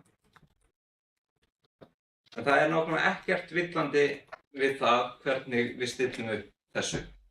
Það kom fram hér áðan að þessi höll myndi kosta 2,7 milljarða fullbyggð og það er nákvæmlega það sem við segjum þarna. Það muni kosta 2,7 milljarða. Þið eru að reyna að fela í rauninni kostnaðinn við þetta því að hvergi í þessu minnisblaði og hvergi bara kemur fram hver kostnaðurinn er. Ég velti bara fyrir mér af hverju kemur þessi verð ekki fram, opinberlega. Ég þurfti sérstaklega að spurja þetta hérna á þessum fundi áðan með Mannvit og Alar. Þar fengum við fyrst að vita hver kostnaðurinn væri. Fyrir utan að hafa séð það í fjárfestingaáætlun að þið voru að setja þarna milljarð í þetta. En fram að því þá hefur ekki komið neinn kostnaður. Varðandi gögnin, það var náttúrulega alveg stórfurðulegt að þessi hérna, og ég sagði það nú á Bæjarráðsfundi, hvað voru að gera þá þegar kynningin fór fram með Mannvit? Voru þau bara að horfa upp í loftið eða? Væntanlega lá einhver gögn hérna fyrir, væntanlega var verið að kynna eitthvað. Kynnt hér á bæjarskrifstofunni, á fundi, það var líka bara stórfurðulegt að það sé ekki sett í málaskrá bæjarins. Og varðandi það að fulltrúar D-listans hafi ekki mætt á þessa fundi varðandi uppbyggingu Hamarshöllarinnar, þá höfum við líka bent á það að þeir voru haldnir á vinnutíma, það var verið að færa þá til og frá, þannig að stundum þá gat okkar fulltrúi mætt og svo var búið að færa fundin og þá var náttúrulega hann ekki mætt, eða þær. Þannig að það er kannski allt í lagi að hafa smá stefnufestu í því hvenær þið haldið fundi. Því að þið hafa ekki getað gert það, hvorki með uppbyggingu Hamarshallarinnar sem var tvívegis frestað, þið átti fyrst að halda 12. október og svo átti að halda hann í vikuna eftir, svo það bara frestað og svo allt í einu fengum við fundarboð að það ætti núna að vera 8. desember. 5 mánuðum seinna næstum. Þetta alveg makalust hvernig staðið hefur verið að málum hérna. Það verður bara að segjast eins og þú mátt hlæja því Jón eða forseti. Já, þér finnst þetta fyndið. Mér finnst þetta bara ekki fyndið. Þið hafið sjálf alltaf talað að það vantar upplýsingaflæði, það vantar gögn. Svo fáum við ekki eins og aðgang að gögnum. Ég segi það bara aftur, við erum ekki á móti því að fara í uppbyggingu á einhverju stóru íþróttamannvirki. Við teljum það bara að það sé ekki tímabært, því að sveitarfélagið hefur ekki efni á því og það verður að horfa til þess. Það má vel vera að við hittumst hérna á 50 ára afmæli Hamars og með göngugrindirnar okkar eins og ég grínast nú með hérna áðan. En þá munum við kannski tala um það að Hveragerðisbær hafi farið gjaldþrot út af þessu. Ég bara hendi því út í. Þetta bara staðan. Takk fyrir þetta Friðrik, samræðum og svo, en já, bara takk fyrir þetta, áhugavert allt saman. En ég veit ekki með ykkur, en ég hlakka til að byggja framtíðarmannvirki í íþróttahallar Hamarshallarinnar. Ég orðin virkilega spennt fyrir þessari höll. Ég ætla bara langar að vera á jákvæðanum þegar ég kannski örlítið sem nýrðu, bara svona örlítið orðin langtreyktur á þessu umræðu. Ég held að flestir Hveragerðingar hérna úti séu orðin spenntir fyrir því að fá framtíðarmannvirki sitt. Og ég ætla bara að segja það, mér finnst nú aðdáunarvert líka bara hvað allir hafa samt verið duglegir að æfa. Þrátt fyrir það að við höfum ekki húsið, að þá hefur gervigrasvöllurinn verið ótrúlega vel nýttur eins og hann þarna upplýstur núna. Og já, ég segi það bara, ég spennt fyrir nútíðin og framtíðin. Sandra? Eitt úr sæti bara, ég glemdi ég varandi lífdreifshús eða helgabreyti í bókunum fyrir yfir stofnunarhús. Já, eitt kannski áðurum höldum áfram, í ykkar bókun rauninni tillaga að umræðinu lokinni. Ég ætla að biðja ykkur líka bara að við munum eftir bara samþykktu bæjarins hversu oft maður má standa upp og koma í pontu. Það tvisvar svona lágmark, eða það svona viðmiðun og við bara munum það. En já, ég ætlaði að spyrja, vildu þið að þessi bókun ykkar, eða þessi tillagan sem innan bókunar, hún verður borin upp? Já. Já, þá gerum við það eftir, svo förum við, samræðast. Forseti? Ég með svona nokkra punkta hér og þar en bæjarfulltrúi Friðrik segir 2,7 milljarðar og hann hefur endurtekið það oft á mörgasinnum og við séum að fela kostnaðinn við þetta. Ég minni á að þetta aðalútboð og eins og kom fram á fundinum áðan að þá verið að byggja á grunni þess sem nú þegar til staðar upp í dag og fyrsti áfangi skelin og við tölum að fyrstu 2 áfangarnir á þessu 4 ára plani sem fjárhagsáætlun okkar gerir ráð fyrir og það ekki verið að fela neitt hvað það var þar. 2,7 milljarðar, við vitum það að þetta framtíðarsýn okkar. Þetta eru eins og margir vilja meina kannski skýjaborgir. Þetta eru óskalisti sem búið að setja saman. Þetta eru konfektmólar sem búið að raða óskarstöðuna sem hvernig viljum við hafa íþróttaaðstöðun í Hveragerði en svo best væri að kóða sér. Þannig að allir hafi samkeppnishæfa bara æfingaaðstöðu og keppnisaðstöðu. Við vitum þá og við gerum okkur öll algjörlega fyllilega grein fyrir því að það ekki bara að gerast á 4 árum og það að fara að gerast á 10 árum eða 15 árum þá verður fjárhagur bæjarins að leiða í ljós og stækkun, íbúafjölgun í Hveragerði verður að leiða í ljós. Þannig að 2,7 milljarðar, ef við ætlum að núvirða það árið 2040, þá skulum við spjalla bara saman hvernig staðan verður þá. En svo við förum líka tölum það að höfum við efni á þessu húsi, höfum við efni á að skulda svona mikið eins og við gerum nú þegar í Hamarshöllinni sem ekki þegar til. Núna til höfum við efni á því að skulda ennþá virðisaukaskattinn sem ógreiddur á Hamarshöllinni. Það engin Hamarshöll. Þannig að en það sem við leggjum áherslu á í fjárhagsáætlun okkar uppbygging menntastofnana, íþróttamannvirkis og gatnagerðar næstu árum. Og sem ég komið aftur inn á það, eins og ég kom inn á í fyrstu umræðu fjárhagsáætlun, þá erum við skýra framtíðarsýn vöxt sveitarfélagsins, fjárfestingar og þróun rekstrar og fjárhagsstöðunar og hún er mjög skýr.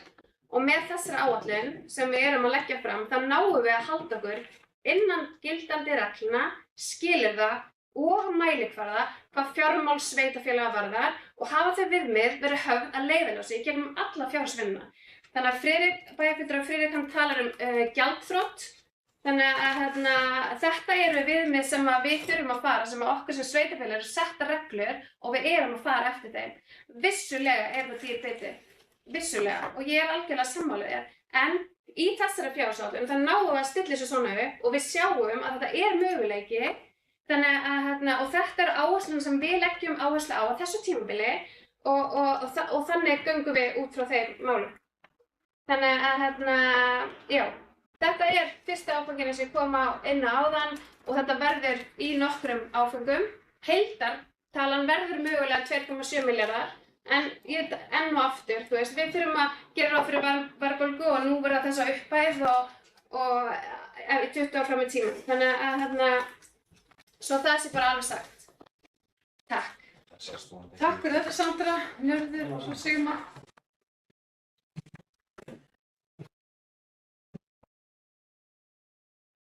Forseti, ég hef líkt þessari umræðu við Sjálfstæðisflokkinn og Hamarshöllina við það ágætu hugmynd Groundhog Day sem maðurinn vaknar alltaf sama dag og nákvæmlega sama sem gerist í lífi hans og þessi umræðu bara akkurat hún.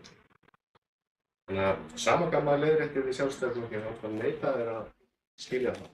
En talandi leiðréttingar, upplýsingaóreiðu og villandi upplýsingar. Hér kom bæjarfulltrúi Friðrik Sigurbjörnsson og sagði að verkfræðingar og arkitekt hefði sagt hér áðan að nokkra vikur skipta ekki máli til eða frá. En þú verður náttúrulega að hafa í huga í hvaða samhengi þeir sögðu það. En þú ákvaðst að taka það ekki fram. Og það er upplýsingaóreiða og að setja fram villandi upplýsingar samanber bókun ykkar. En þið sögðu þetta varðandi útboðið. Þið sögðu að útboðið getur verið auglýst 15. desember þó að útboðsgögnin sé ekki tilbúin fyrir eftir 1, 2, 3 vikur sögðu. Það var málið. Þannig að þú þarft að hafa í huga hvaða upplýsingar þú setur fram og það má ekki fara fram með svona villandi upplýsingar. Alls ekki. Og bæjarfulltrúar sérstaklega í umræðu.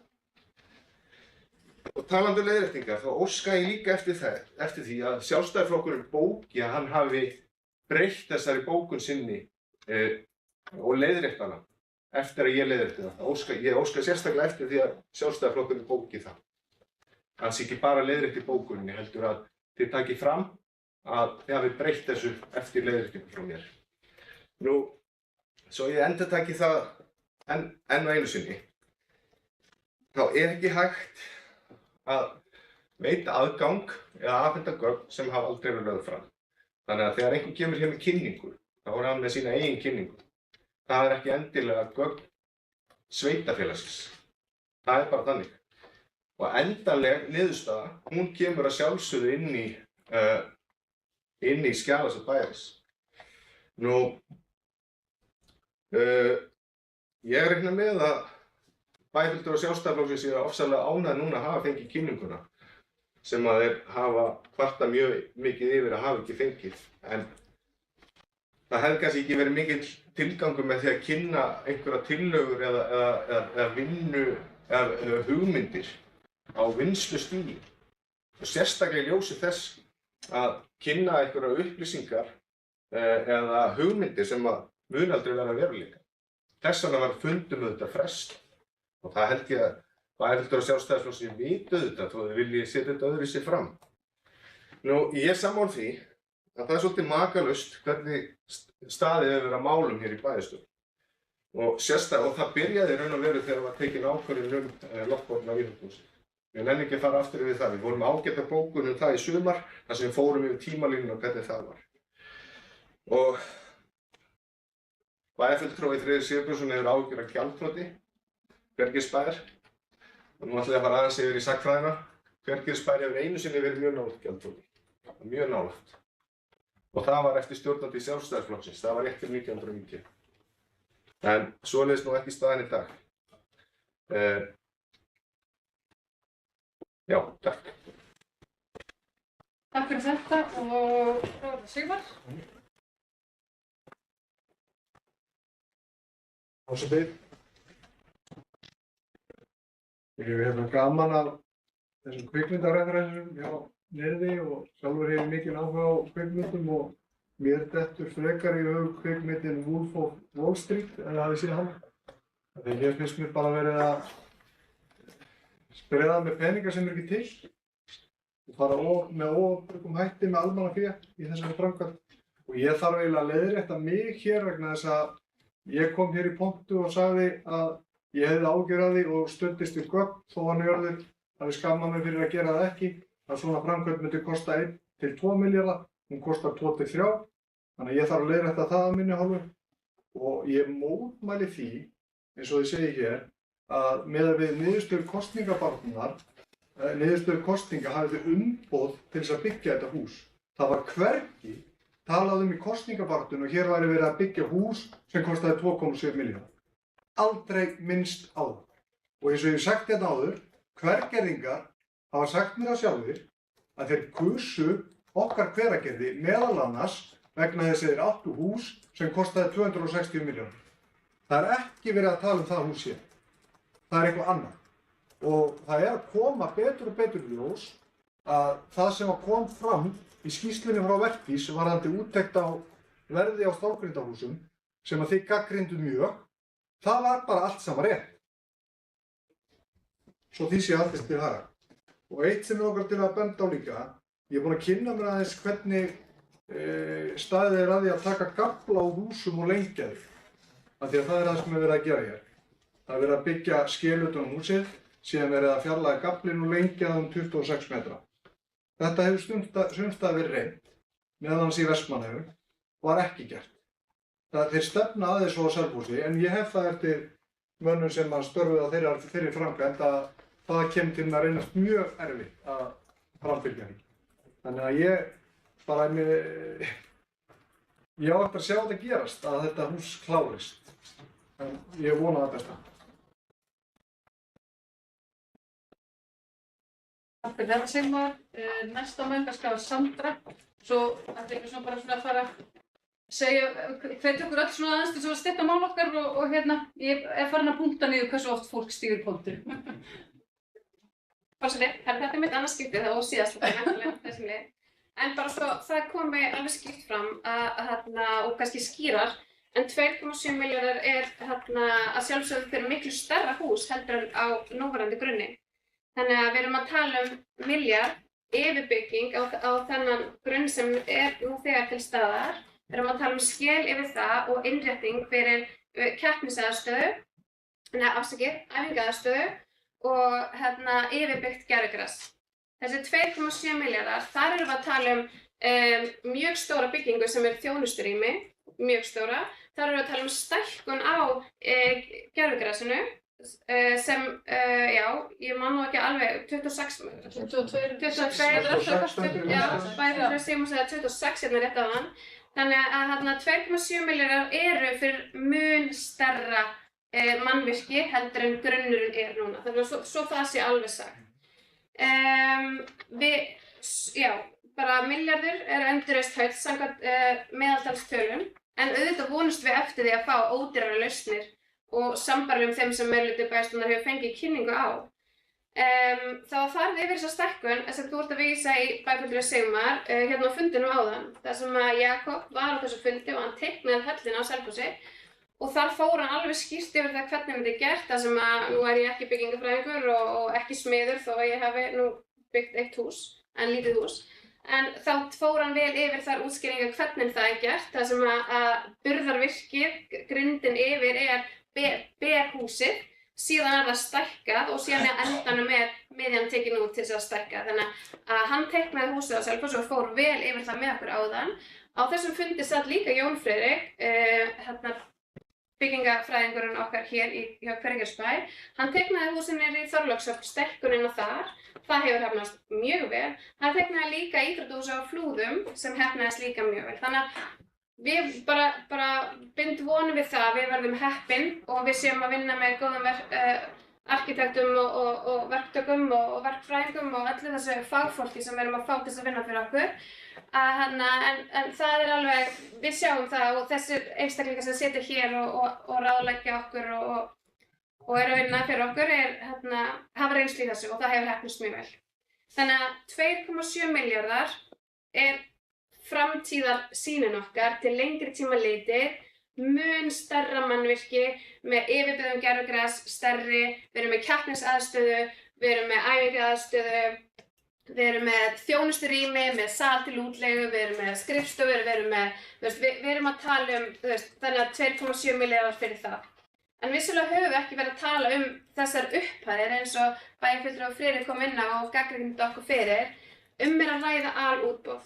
Og ef ég fer bara í mjög stuttu máli af því að ég ætla að stutta mál mig, alútboð er hönnun og framkvæmd. Þannig að við erum að fara í alútboð á þessari sker, hönnun og framkvæmd. Og samkvæmt þeim upplýsingum sem við fengum í þessu vinnuferli var það að þessar upphæðir, af því að þetta væri alútboð og við myndum fara út með upphæðirnar, fjármunina og snemma, þá myndi það skekkja útboðið og útboðsgögnin. Þannig að það eru bara þær upplýsingar sem við fengum frá þeim. Þannig að leyndarhyggja, ég tel það að við séum að fara eftir þeim fyrirmælum og það sem að sérfræðingarnir okkar mæla með og þeim fyrirmælum sem þeim gefa okkur. Þannig að 2,7 milljarðar, framtíðarsýn, miklu stærra húsnæði með keppnisaðstöðu, æfingaaðstöðu, bara flottasta á landsvísu ef ég má svo orðið komast. Þannig að við erum ekki að tala um það í fyrsta hluta eða fyrsta fasa. Takk fyrir þetta, Sandra. Já, ég held að við erum ekkert feimið að segja 2,7 milljarðar. Þetta er tala sem er í framtíðarsýninni. Þannig að við skulum ekkert óttast þessum tölum. Ég ást að koma vel inn á þetta, Sandra, og allt þetta ferli. Njörður, þú ert næstur.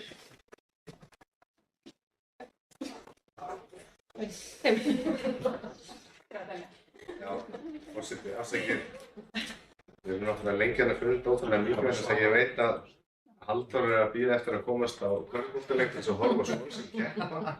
Þannig að við skulum reyna að hafa þetta eins stutt og hægt er. Sérstaklega ekki að endurtaka það sem að hefur áður komið fram. En ég veist að Sandra fara ósælega vel yfir þetta hérna að 2,7 milljarðar eru eftir 10-15 ára eða hvernig sem að Hveragerði mun byggjast upp. Kannski verða að þjóna 5.000, 6.000 íbúum þar og er auðvitað nauðsynlegt þegar íbúatala verður komið í þetta. Hún svaraði líka mjög varðandi gaflan á íþróttahúsunum en Freyr Sigurbjörnsson spurði einmitt það hérna á kynningafundinum. Hann hefur kannski ekki haft tækifæri til þess að segja af því hvernig því var svarað þar, en það var bara akkurat tölvurinn af Selfosshöllinni og sagði að þetta væri nú lítið mál. Nú, ég ítreka það sem ég bað hér áðan að Sjálfstæðisflokkurinn myndi bóka að hann þurfti að breyta bókunni sinni til þess að leiðrétta upplýsingar það sem ég á að hafa sagt. Takk fyrir þetta, Njörður og Friðrik. Já, forseti. Ég ætla bara að segja það er líka í samþykktum bæjarins sem hann hefur rétt fyrir að svara fyrir sér. Eða spurningu bindur manns og ég er kominn og ég sé ekki ástæðu til þess að leiðrétta það með einhverju sérstakri bókun. Ég bara tek það fram hér að við biðjumst afsökunar á þessu og þetta verður auðvitað bara leiðrétt inn í bókunum okkar. Ég skil ekki aftur hvaða máli það skiptir, hvort það sé sagt límtrishús eða stálgrindurhús. Þannig að þetta verður bara leiðrétt og velkomandi að gera það. Takk. Og ég fá að svara þessu. Takk fyrir þetta, Friðrik. Ég ætla að gefa Njörður færi á að svara þessu. Bókun meirhlutans meðal annars það að þið hafi verið að saka einstaklingi í pólitísku starfi eða segja ósatt.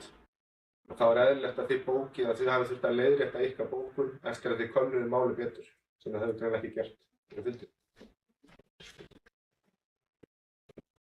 Takk fyrir, ég ætla að gefa ykkur færi á að svara. Heyrði, erum við þá komin að því, eru fleiri sem að vilja tjá sig ég er svona fyrir að loka mældagskrá, það er leikurinn. Ég ætla þá að bera upp, ég kannski, ertu með þannig ég geti lesið upp tillöguna þína eða ykkar, Friðrik? Þessu bara hérna. Já, af því að það er tillaga innan bókunarinnar frá biðlistanum. Þannig að ég ætla að lesa hana upp, bera hana upp og svo mun ég náttúrulega bera upp okkar Má ég spyrja úr sæti, Já. erum við að fara að samþykkja eitthvað varðandi að fara í alveg? Á ég kannski að lesa upp já. Bara, það hefur kannski ekki komið skýrt á. Ég skal, á ég kannski, á ég ekki bara lesa upp fyrst þá tillögu að afgreiðslu. Jú, það er fínt og svo getur Svo getur við tekið fyrir ykkur ef að þið viljið fara þá leið. Þið voru bara að koma með okkur á vagnin, framtíðavagnin. Hér er tillaga að afgreiðslu bæjarstjórnar. Bæjarstjórn samþykkir að setja fyrsta áfanga nýrrar Hamarsvallar í aðalboði samanber minnisblað Alark arkitekta og Mannvits endur byggingu Hamarsvallarinnar dagsett 5. desember 2022 og er bæjarstjóra falið að auglýsa útboð og fylgja því eftir. Ég ætla bara að lesa hana núna og ég ætla að leyfa þeim að koma með sína tillögu og við ætlum að taka hana fyrir og undan. Við erum fá fundarhlé og þá kannski Fundarhlé klukkan 19:43. Já, ég er bara, það er mútið þetta á. Við erum alveg 10 skrapp bæði. Við erum bara í vinnunni hérna. Já.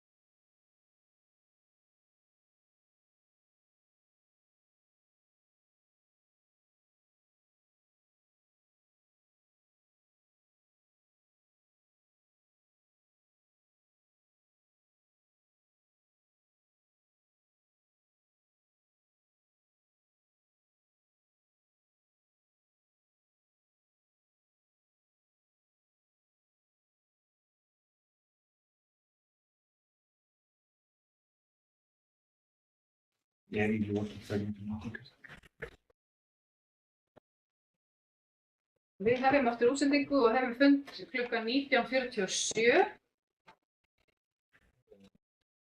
Má bjóður orðið eða hvernig? Já. Já, þetta er gott. Forseti, hvernig forseti ætlar að taka þetta fyrir? Ég vænti þess að okkar tillaga verði tekin fyrir fyrst þar sem að gengur lengra og svo verði meiri hlutans tekin fyrir. Þannig að bara tökum við þannig fyrir.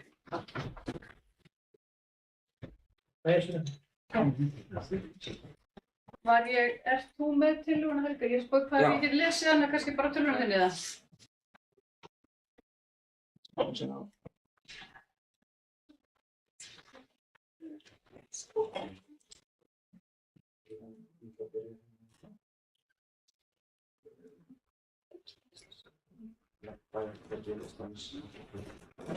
Já, ok. Takk fyrir þetta fyrir. Ég ber hérna upp tillögu minnihluta sjálfstæðismanna. Bæjarfulltrúar D-listans leggja til að farið verði í íbúakosningu um það hvaða leið verði farin við uppbyggingu Hamarshallarinnar og að engin ákvörðun um uppbyggingu verði tekin fyrr en að vilji íbúa Hveragerðisbæjar liggi fyrir. Bæjarstjóra verði falið að afla nánari upplýsinga um tillögur mannvits annars vegar og hins vegar loftborið íþróttahús og kynna á hlutlausan hátt. Þeir sem samþykkja þessa tillögu gefi merki. Þeir sem eru á móti gefi merki. Þessi tillaga felld með 5 atkvæðum á móti. Nú og þá ætla ég að bera aftur upp hérna tillöguna sem að ég las hér áðan. Bæjarstjórn samþykkir að setja fyrsta áfanga nýrrar Hamarshallar í alútboð samanber minnisblað Alark arkitekta og mannvits enduruppbyggingu Hamarshallarinnar dagsett 5. desember 2022 og bæjarstjóra falið að auglýsa útboð og fylgja því eftir. Þeir sem samþykkja þetta gefi merki, þeir sem eru á móti, þeir sem að sitja hjá. Meirihlutinn samþykkir með 5 atkvæðum og 2 sitja hjá. Nú þá komið að lið 11 sem fyrirspurn D-listans varðandi sorphirumál í Hveragerði og það Friðrik sem biður orðið.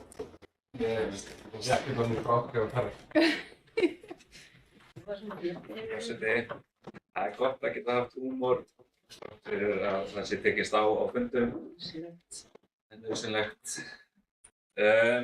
Hér bara fyrirspurn frá bæjarfulltrúum D-listans svona í ljósi þess að við erum að sjá fréttatilkynningar breytingar á sorptunnurkerfum hér og þar landið vegna nýrra laga sem að koma til framkvæmda. Þannig að ég les upp fyrirspurn frá bæjarfulltrúum D-listans. Hver staðan hjá Hveragerðisbæ varðandi 4 tunnur kerfi og hvenær mega bæjarfulltrúar og bæjarbúar Hveragerðisbæjar eiga von á að fá kynningu á þeim breytingum sem framundan eru í sorpmálum í Hveragerði. Og greinargerð með þessu þann 1. janúar 2023 kom til framkvæmdar stór hluti ákvæði lögum nr. 103/2021 breytingu á lögum hollustu, hætti og mengunarvarnir. Þar meðal annars kveðið á að skylda verði að safna úrgangi við húsvegg í aðskilinni ílát í eftirfarandi flokkum: pappír úr pappi, plast, almenn sorp og lífrænt eldhúsúrgangur. Á fundi umhverfisnefndar Hveragerðisbæjar þann 9. nóvember lýsir nefndin yfir áhyggjum sínum Hveragerðisbæjar sé ekki í stakk búið í dag til að innleiða þessar nýju breytingar. Síðan að umhverfisnefnd fundaði hefur nær ekkert verið fjallað breytingar á sorphirðumálum í Hveragerði á vettvangi bæjarstjórnarnir bæjarins. Þetta þetta Friðrik. Já, takk fyrir þetta Friðrik og þetta náttúrulega málaflokkur sem þetta er stór mál.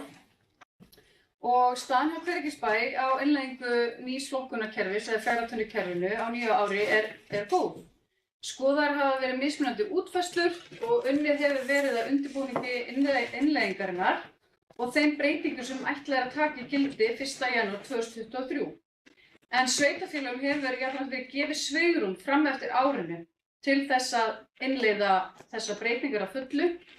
Og Hveragerðisbær gerir ráð fyrir innleiðingunni ásamt kynningu fyrir bæjarfulltrúum og íbúum bæjarins og henni verið lokið á vormánuðum 2023. Meira orðið laust þessa fyrirspurn. Já.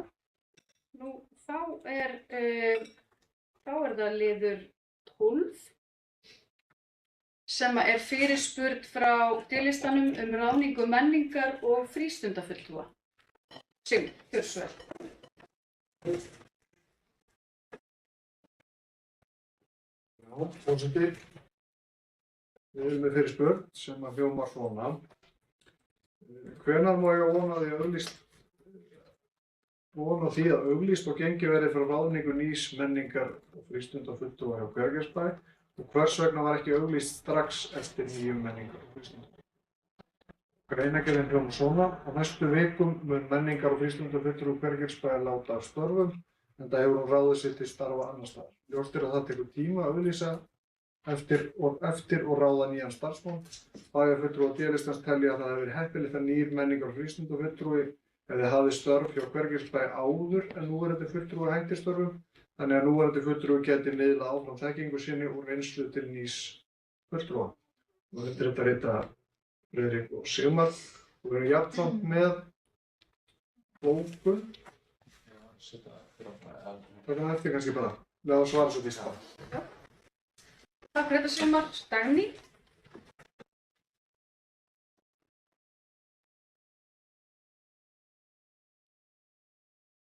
Forseti, á fundi bæjarráðs 3. nóvember var samþykkt að ganga til samninga við KPMG vegna úttektar á rekstri sveitarfélagsins og stefnumótun.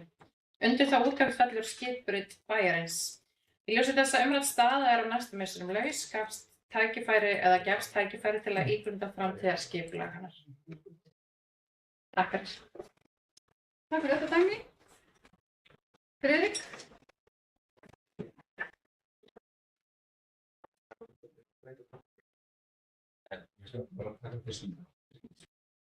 Forseti, afsakaðu þetta.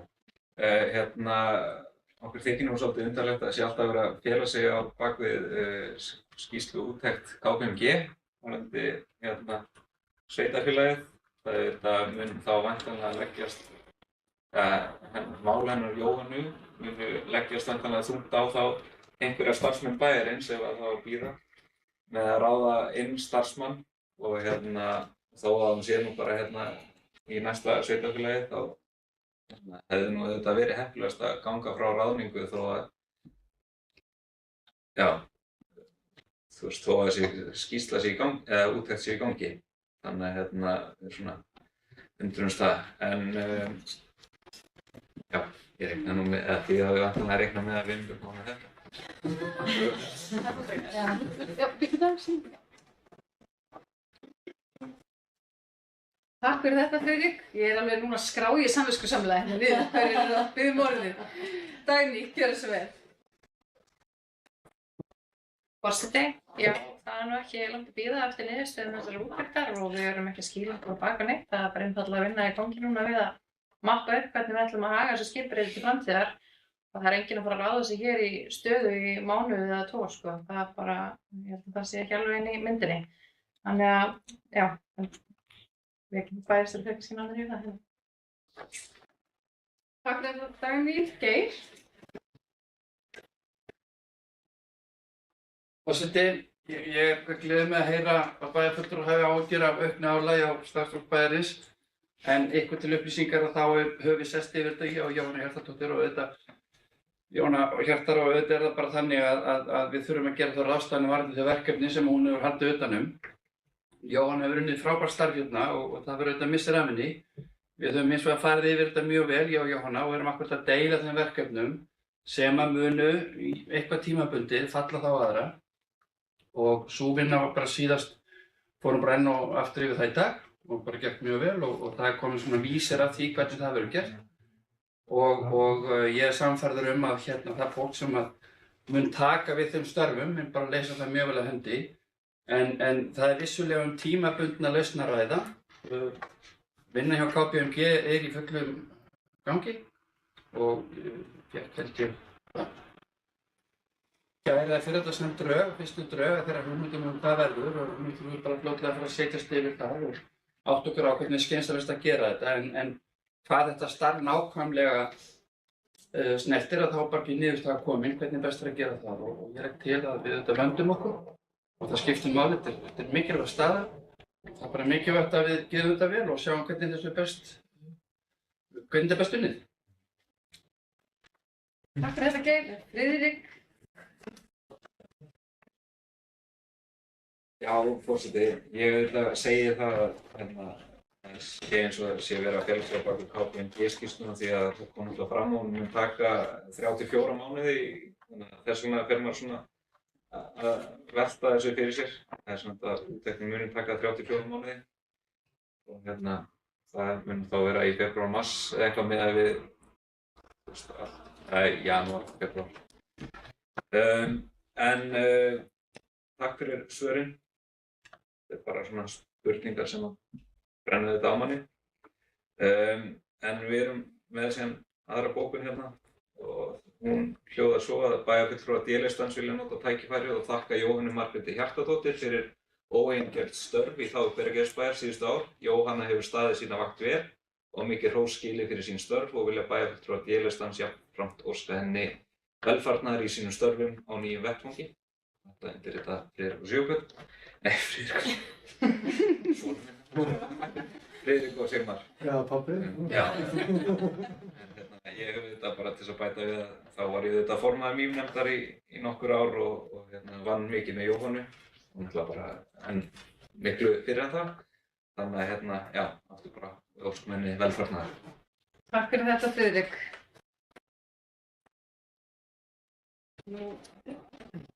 Þá ætlum við að snúa okkur á lið 13 sem er tillaga frá bæjarfulltrúum D-listans að fjárhagsáætlun Hveragerðisbæjar árin 2023 til 2026. Ætlið þið að fylgja þessu hlaði?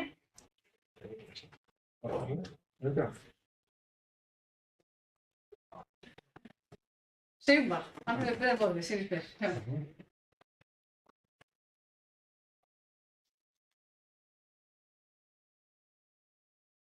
Við erum hérna í D-listanum sem sagt með tillögu að fjárhagsáætlun. Hún hljóðar svo. Bæjarfulltrúar D-listans leggja hér fram metnaðarfulla fjárhagsáætlun fyrir árið 2023 og fjárfestingaráætlun fyrir árin 2023 til 2026. Bæjarfulltrúar D-listans ákveða eftir virkt samtal við kjósendur, stjórn Sjálfstæðisfélagsins í Hveragerði og framboðslista D-listans að taka ekki þátt í fjárhagsáætlunargerð með O-lista og Framsóknar þrátt fyrir gott boð þar um. Ljóst er að áherslur D-listans og O-lista liggja ekki saman. Bæjarfulltrúar D-listans hafa lagt áherslu á að það að veita meirihlutanum málefnilegt aðhald með því að leggja fram tillögur á bæjarráðs- og bæjarstjórnarfundum sem snúa að uppbyggingu í sveitarfélaginu og með því að leggja hér fram fjárhagsáætlun fyrir næsta ár. Síðastliðinn áratug hefur rekstur Hveragerðisbæjar verið góður. Það sést ef skoðaðir eru ársreikningar sveitarfélagsins. Öll árin 2012 til 2019 skilaði bæjarsjóður hagnaði. Árið 2020 og 2021 skilaði bæjarsjóður tapi en í áætlunum hafði hins vegar verið gert ráð fyrir hagnaði. Ástæða þess að tap var á rekstri bæjarins þessi 2 ár skýrist vegna ýmissa utanaðkomandi þátta eins og heimsfaraldurs, nýrra kjarasamninga með miklum hækkunum launa, eingreiðslu lífeyrisskuldbindinga og auknum rekstrargjöldum. Svo er það varðandi skatttekjur. Í fjárhagsáætlun D-listans eru skatttekjur samkvæmt áætlun meirihlutans notaðar, enda reiknar fulltrúar D-listans með því að skrifstofustjóri Hveragerðisbæjar hafi reiknað þær forsendur.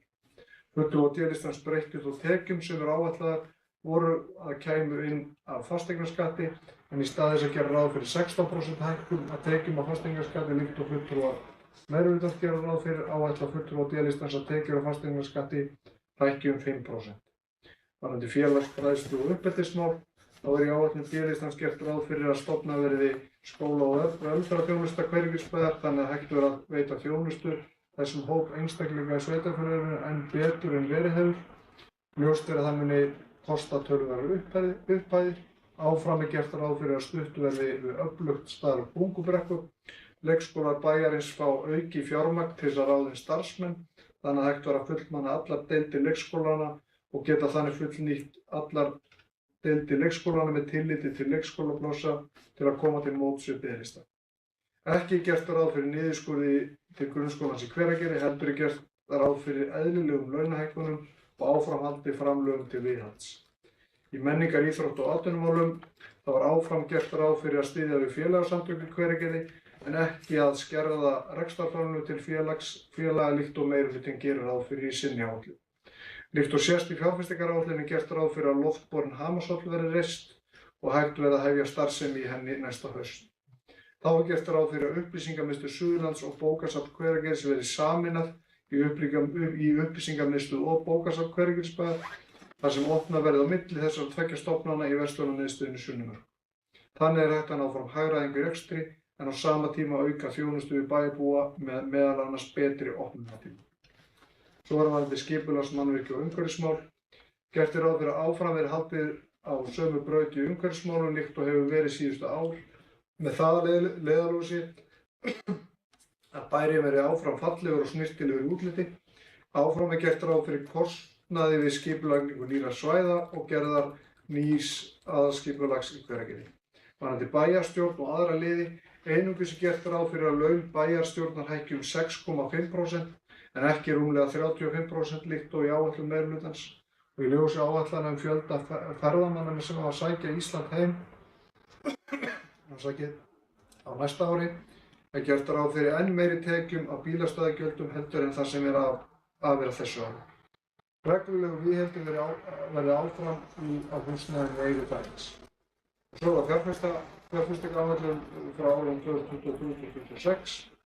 Í fjárfestingaráætlun B-listans er horft til framtíðar. Gert er ráð fyrir áframhaldandi uppbyggingu innviða líkt og hefur verið síðustu ár. Gert er ráð fyrir viðbyggingu við grunnskólann í Hveragerði verði framhaldið næstu ár. Viðbyggingu við leikskólann Óskaland verði kláraður og í áfangum verði nýr fullbyggður leikskóli í Kambaland tekinn í notkun árið 2026. Áætlað er að í fyrsta áfanga leikskólans í Kambalandi verði byggðar 3 deildir ásamt því að 2 færanlegar kennslustofur sem eru í dag við leikskólann Óskaland verði færðar að nýja leikskólanum. Þessi viðbygging verði tekin í notkun haustið 2024 og leikskólinn fullbyggður og verði tekin í notkun 2026. Þá er gert ráð fyrir að ný loftborin Hamarshöfn verði reist á næsta ári og tekin í notkun í ágúst sama ár. Árið 2026 verði hugað að viðbyggingu við núverandi íþróttahús í Skólamörk, þar sem að fimleikadeild Hamars fengi betri aðstöðu. Áfram verður haldið í gatnagerð í Hveragerði og að Kambalendi verði að fullu byggt árið 2026. Gatnagerð á Friðarstaða og við Varmá fer í gang 2023. Þá er gert ráð fyrir tengingu milli Finnmarkar og Heiðmarkar með götunni Vesturmörk sem seinna með tilfærslu þjóðvegarins tengist við núverandi þjóðveg. Áfram verður unnið að fjölgun atvinnulóða í Vorsabæ, þannig að atvinnulífið haldi áfram að stækka og blómstra í Hveragerði. Einnig er gert ráð fyrir að nýtt hundasvæði verði byggt upp í Vorsabæ samkvæmt skipulagi. Viðhald gatna í Hveragerði er mikilvægt og því er gert ráð fyrir að næstu ár verði áfram sett fjármagn í það. Bílastæði við Sundlaugarnar á Laugarskara verði stækkað og valbyggað. Þá verður hönnun á útivistarsvæði undir hamrinum klárað og hafist handa við að byggja upp það svæði. B-listinn hélt opinn fund fyrir bæjarbúa þar sem að fjárhagsáætlun var kynnt og var hann vel sóttur og gagnlegur og við þökkum þeim sem þangað mættu og hafa rætt við okkar fulltrúa D-listans undanfarið fyrir þeirra innlegg í áætlanagerðinni. Og undir þetta skrifa Friðrik og Sigmar.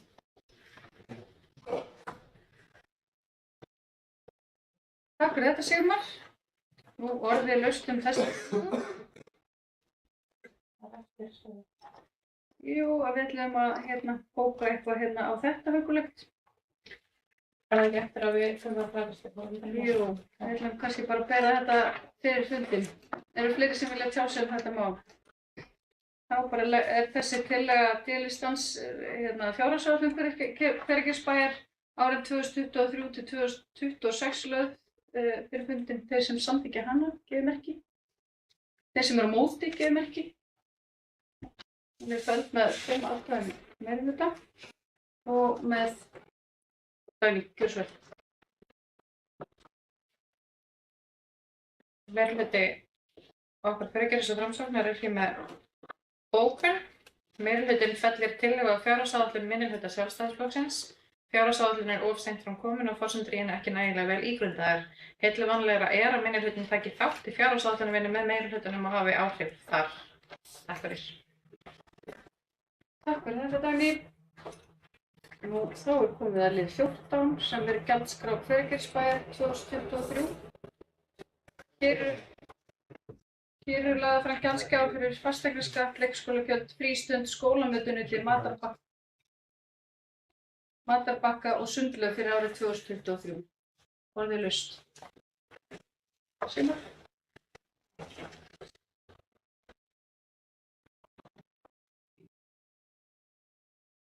Forseti, við erum með bókun varðandi gjaldskrána.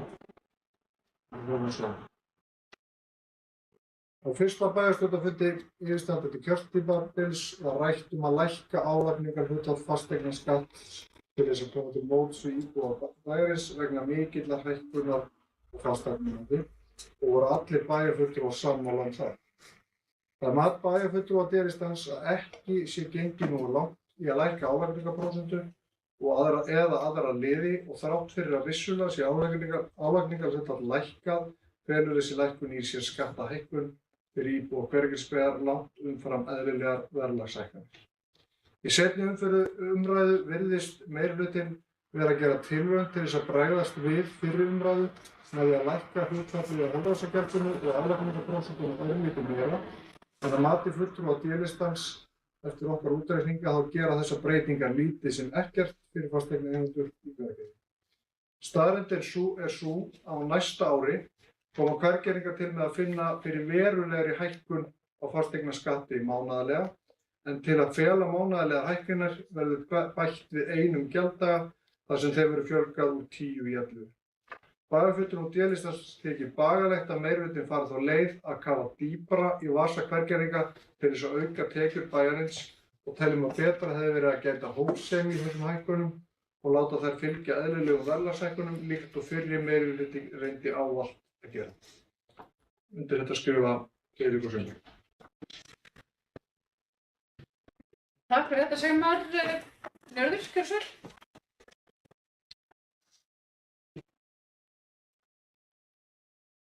vel.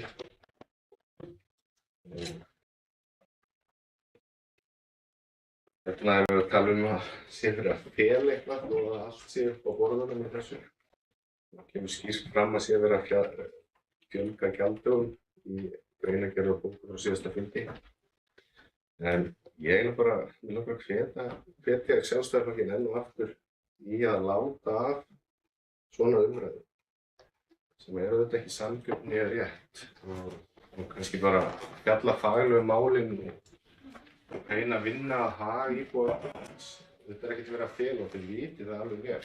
Kannski teljið þið að þetta hendir rosalega vel inn í ykkar kjósendahópa að segja þetta og svona.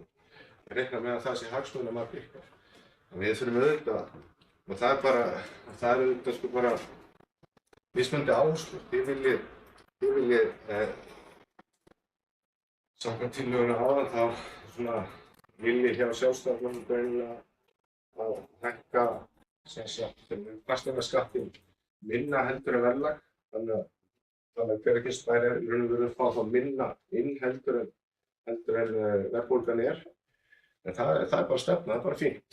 Þetta er að leggja það fram, en ekki vera með einhver svona pólitíska orðræðu til þess að tala inn í einhvern hóp sem að þið haldið að muni mögulega kjósa ykkur. Ég skil alveg að Sjálfstæðisflokkurinn er svolítið sárum eftir kosningarna síðast. Ég skil það, ég hef verið í þeim sporum.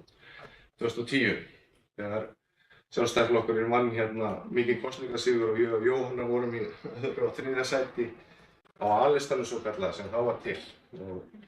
A-listin fékk 2 fulltrúa og það voru mikið vonbrigði og sérstaklega fyrir mig þar sem að maður svona taldi fyrirfram að maður kemist inn og ég reikna með að þið séð bara í sömu sporum. Og auðvitað er þetta stærsta tap Sjálfstæðisflokksins í mjög langa tíma inn í Hveragerði. Ég skil vel að þið séu svolítið sárir yfir því og látið gremjuna þitt og okkur í tíðin. Mögulega ég bara horfa inn á við í þeim málum. Ég held að þessi stærsta tap Sjálfstæðisflokksins í Hveragerði er frá tekið hérna þegar Bæjarmálafélagið bauð fram árið 1998 og fekk Sjálfstæðisflokkur 17%. En það var auðvitað klofningsframboð úr Sjálfstæðismálum. Þannig að ég skil alveg gremjuna. Ég skil alveg hvernig ykkur líður, þannig að ég hef verið þar, en vil hvetja ykkur bara til þess að beina þessu inn á við og skoða hvað þið getið gert betur í ykkar starfi frekar heldur en að vera í þessum leikju hér í bæjarstjórn. Þetta verður Friðrik. Forseti, mér finnst nú að forseti að grípa inn í þegar að bæjarfulltrúi O-listans heldur hér einhverja ræðu það og treður því stöðugt ofan í fulltrúa D-listans að þeir hafi tapið kosningum. Það gerist hér trekk í trekk, hann að snúa hér út úr umræðinu fasteignagjöld og fer í það að tala stærsta ósigur D-listans í kosningum fyrr og síðar. Þetta náttúrulega ólíðandi. Talaðu málefni. Hættu að tala sögurskýringar, ég gerir mig grein fyrir að þú er sagnfræðingur sko. En talaðu framtíðina. Þetta náttúrulega orðið bara ólíðandi. Við gerum okkur grein fyrir við töpum kosningu. Fullkomlega. Við erum hér að leggja fram okkar áætlanir, okkar bókanir, það hvernig við sjáum Hveragerði áfram vaxa til framtíðar. Við erum hættir að hugsa kosningarnar og hvernig það fór. Við erum ekki sárir eða bitrir, eða bitur, því að við erum með þetta öllum kynjum sem erum með lista. Og þetta er náttúrulega orðið bara óþrungið. Það er stöðugt, sjálfstæðisflokkurinn þetta, sjálfstæðisflokkurinn þetta, þið tökum kosning, talaðu málefni. Þetta eru bara algjörir útúrsnúningar hérna. Við erum að tala fasteignaskatt á íbúa Hveragerðar. Við erum ekki að tala hérna kosningar. Mér finnst að forseti að grípa inn í þegar umræðan fer að snúast eitthvað allt annað heldur en það sem að raun er. Takk fyrir þetta Friðrik, við tökum þeim ábendingum og ég bið bæjarfulltrúa að halda sig við efnið. Það 3 beðið orðið, það er sem sagt Njörður, Sigmar og Sandra í þeirri röð.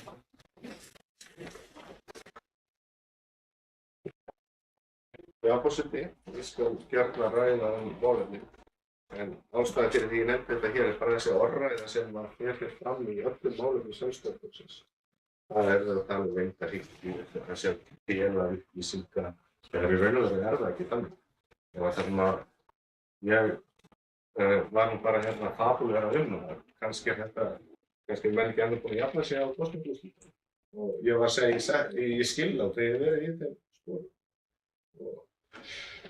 Þannig að, en ég tala hér með eftir efnið, en hér er ekkert verið að fela. Það kemur mjög skýrt fram í greinargerðinni með fjárhagsáætluninni í bókuninni frá því síðast. Mjög skýrt fram, ekkert verið að fela. Takk fyrir þetta Njörður og Sigmar, svo vel. Mér finnst þetta svolítið lýsandi að nú er Njörður búinn að koma 2 upp í pontu undir liðnum gjaldskrábreytingar og hann hefur ekki minnst á gjaldskrá Hveragerðisbæjar. Og mér finnst lýsandi að það sé í rauninni, það er ekki hægt að svara þessu. Við erum að tala álagningarhlutfall fasteignagjalda og það er ekki einu sinni búið að koma svar við því af hverju þessi leið er farin ekki einhver önnur. Ég geri ykkur ekki alveg grein fyrir því þegar við tökum nú svolítið oft samtalið við fólk hérna í bænum. Og fólk er eiginlega ekki búið að tala síðan að fóra að fréttast eitthvað þessa kostnaðar, þessa fjárhagsáætlun. Fólk hefur miklar áhyggjur af þessu og við erum að reyna að koma með okkar, forseti benti mér nú á síðasta fundi að við ættum að koma með okkar áherslur inn í akkúrat þetta og það er við að gera hér og það er ekki einu sinni hægt að ræða það. Það er bara farið að tala niðurstöður kosninga. Þannig að við erum að reyna að halda okkur við málefnin og við erum að reyna að finna einhverja betri leið við álagningarprósentu fasteignagjalda. En það er bara að fara að tala um eitthvað annað. Þetta kalla ég bara pólitískan útúrsnúning vegna þess að það er ekki til svar við þessu. En það kemur ótrúlega skýrt fram núna áherslumunurinn hjá okkur og ykkur og það er kannski meðal annars út af því að við gátum ekki tekið þátt í fjárhagsáætlunargerðinni. Þið viljið auka tekjur bæjarins með því að skattleggja íbúana. Við viljum fara aðrar leiðir. Og það er bara augljóst mál að við þurfum að vera sammála og vera ósammála þar. Takk fyrir þetta Sigmar. Sandra?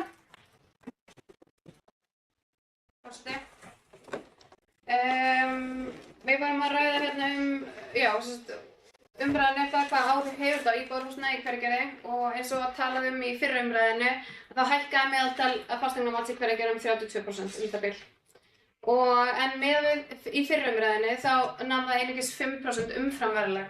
Við vorum og erum að fjölga gjalddögum úr 10 í 11 til að létta greiðslubyrði enn frekar.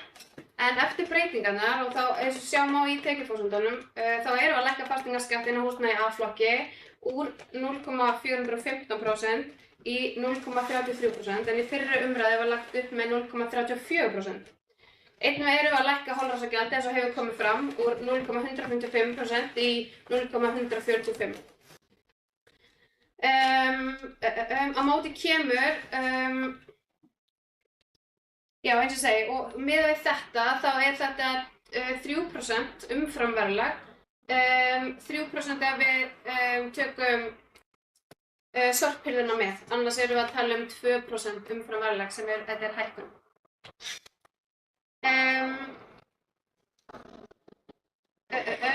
Já, en á móti kemur það sem hefur svolítið og eins og hefur svolítið komið inn og líka við erum að hugsa barnafjölskyldur og bara fjölskyldur almennt og við viljum gera Hveragerði fjölskyldu vænna samfélag. Og svo ef við tölum þá það líka að á móti kemur bæjarfulltrúi Sigmar bendir á og við séum að seilast í vasa íbúa.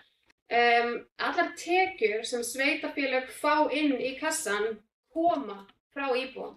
Það bara staðan. Og hann kemur úr jöfnunarsjóði og hann kemur úr vösum bæjarbúa ef við viljum orða það þannig. En á móti kemur erum við að koma með, við erum að hækka frístundastyrkinn úr 26.000 í 32.000. Við erum að auka 1 klukkustund gjaldfrjálst á leikskólum. Þannig að þetta kemur beint aftur tilbaka til barnafólksins og fjölskyldufólksins sem við erum að leggja áherslu á að styðja við. Þannig að það hefur verið okkar upplegg með þessu. Voru einhverjar fleiri spurningar? Ég var ekki hjá með fleiri spurningar. Ég kannski ef þú bara kemur upp aftur með fleiri spurningar ef ég náði ekki að svara þessu en það sem komið við lækkuðum þessa prósentu og hún 2% umfram verðlag eða 3% ef við tökum sorpið með. Sandra?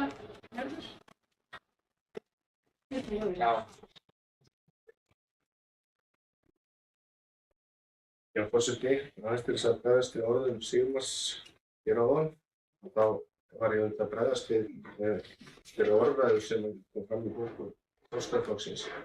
Hér sé vera fel eitthvað. Þannig að auðvitað ég að tala málefni. Þegar þið setja svona fram þá hljótum við að mótmæla því þegar alls ekki vera að fela neitt. Þegar þið segið að svo sé. En við sendum fjárhagsáætlun eftir fyrri umræðu í samráð til íbúa. Að vísu var ekki langur tími til þess að senda inn tillögur en það voru þó 4 dagar eða eitthvað slíkt. Og það komu 6 tillögur og til meirihlutanum leiðréttinni ef ég fer með rangt. Ég man ekki eftir að hafi nokkuð gert athugasemdir við hækkun á fasteignaskatti. Mögulega 1 athugasemd af þessu 6. Þannig að við erum ekki greinilega umganga sama fólk og þið sem að heyrir mjög mikla umræðu þessa 3% hækkun umfram verðlagið eða 5% eins og var í fyrri umræðunni eða 3%. Þannig að, og ég vil líka bara ítreka það sem að Sandra kom hérna inn á að hér verið að þessi meirihluti að forgangsraða í þágu barnafjölskyldna. Og það meðal annars sést af því að við komum á foreldragreiðslunum, við hækka frístundastyrkinn. Það 1 klukkutími í afslátt á leikskólagjöld frá og með síðasta hausti, verður 2 klukkutími frá og með næsta hausti. Þannig að hér erum við að horfa á að bæta hag barnafjölskyldna. Þannig að þó að fasteignagjöldin hækki, sem ekki óeðlilegt á milli ára, það þá væntanlega bara áherslu munur á milli Sjálfstæðisflokksins og meirihlutans hvað sú hækkun á að vera, að þá erum við að taka hluta af þeirri hækkun og setja hann inn til barnafjölskyldna sem hafa þá vonandi aðeins meira á milli handanna á móti. Þannig að við þekkjum það öll sem höfum verið með lítil börn eða erum með lítil börn að að það er kostnaðarsamt og oftast er það þannig á þeim hluta ævinnar að tekjurnar eru þá lægri heldur en verður síðar, þannig að aðstoða barnafjölskyldur. Takk fyrir þetta Njörður og Friðrik þá, hversu vel. Já, forseti, það kann kannski að vera að við heyrum þetta því við erum að tala við fólkið í bænum. Eitt annað sem við verðum eiginlega að vekja máls á er auðvitað að það er ekkert verið að gera í fasteignaskatt á atvinnuhúsnæði. En auðvitað er fasteignamatið á atvinnuhúsnæðum að hækka bara gríðarlega mikið, bara eins og öllum íbúðum, og maður heyrir það á samtölum við atvinnurekendur í bænum að þau hafa miklar áhyggjur af því, bæði þá sem eiga stórar fasteignir og einnig þá sem eiga hér minni fasteignir í sveitarfélaginu.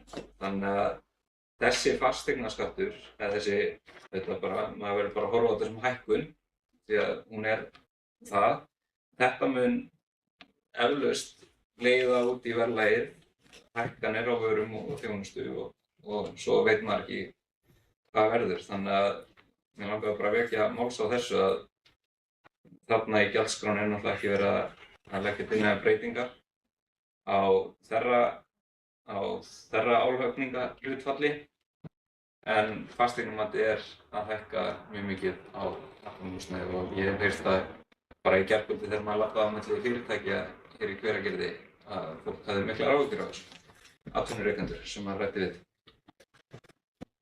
Takk fyrir þetta Friðrik.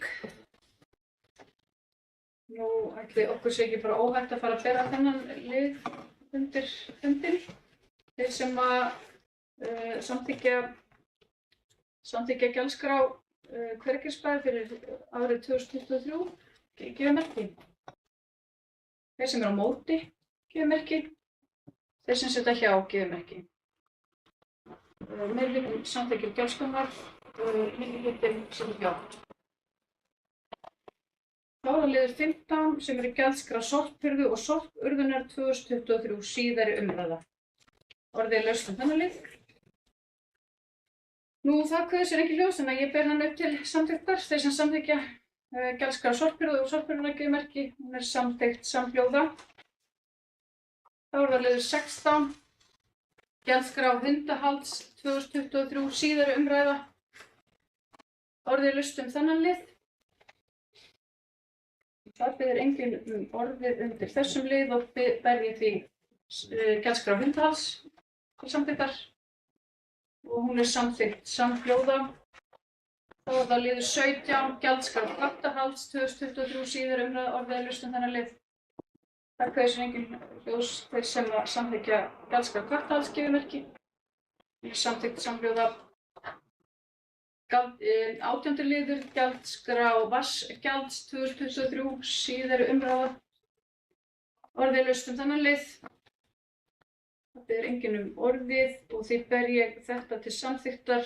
Þeir sem samþykkja gjaldskrá vatnsgjald gefa merki. Þeir sem eru á móti gefa merki. Þeir sem setja hjá gefa merki.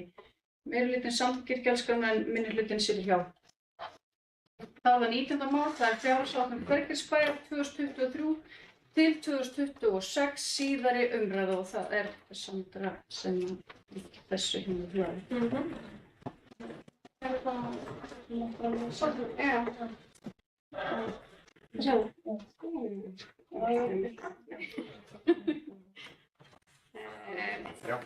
Forseti.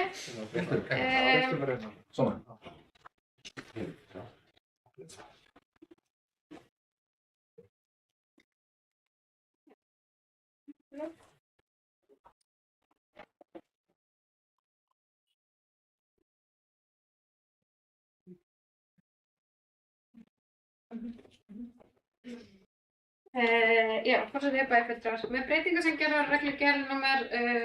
12/2015 bókhald, fjárhagsáætlanir og ársreikninga sveitarfélaga árið 2021 þurfa sveitarfélög nú að færa í samantekt reikningsskil sín sem og fjárhagsáætlanir hlutdeild sína í byggðasamlögum, sameignarfélögum, sameignarfyrirtækjum og öðrum félögum með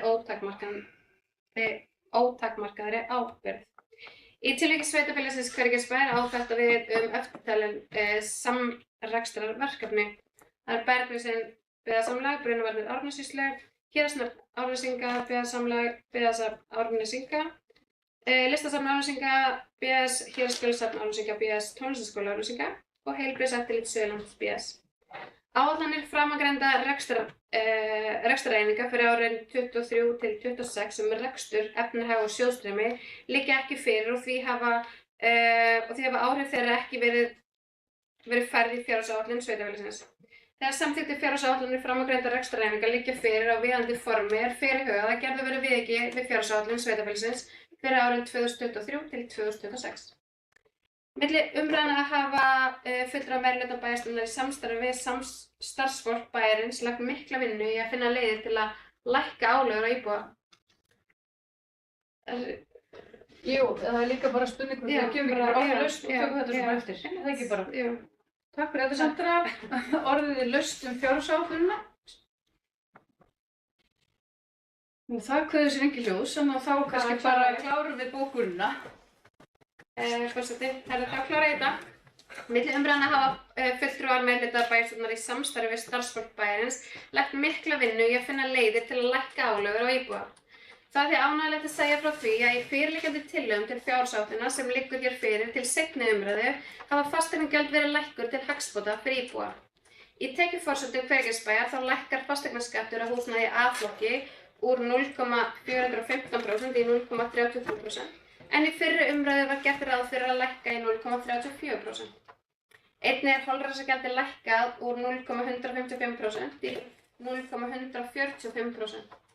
Til að koma til móts við íbúa sveitarfélagsins og lækka greiðslubyrði þá fjölgar gjalddögum jafnframt úr 10 í 11, eins og gert var ráð fyrir í fyrri umræðu fjárhagsáætlunar. Til að svara þessari breytingu kemur hækkun á áætluðu útsvari þar sem ekki var tekið tillit að fullu til íbúafjölgunar spár. Bæjarstjórn ákvað að gefa íbúum tækifæri til þess að koma með sína tillögur fyrir fjárhagsáætlun milli umræðna á íbúagátt bæjarins og bæjarstjórn þakkar íbúum fyrir góðar undirtektir og gagnlegar tillögur sem koma til með að nýtast í framtíðinni. Takk. Takk fyrir þetta Sandra. Nú þá er það sem að enginn ég ætla að gefa tækifæri að bregðast við þessari bókun. Í fundarhlé. Já, við tökum fundarlega minni hlutin óskar til fundarlegi klukkan 20:29.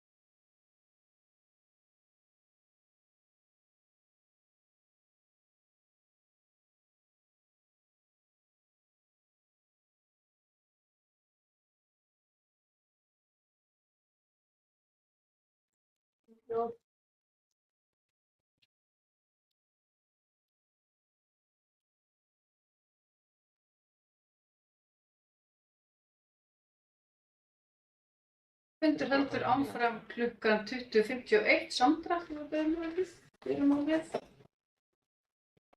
Forseti, mér láðist að lesa hérna eina grein í bókun minni áðan, ég biðst afsökunar. En hérna, ég ætla að fá að bæta bara við, þannig að ég kem inn í miðja bókunina. Er ykkur sama það? Það er stökk.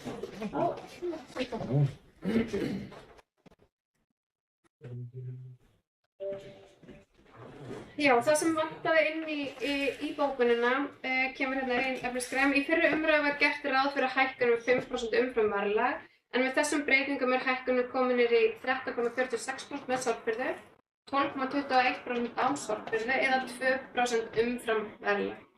Og eins og áður hefur komið fram þá eru breytingar í vendingu á sorphirðu og álagningu vegna hennar varðar.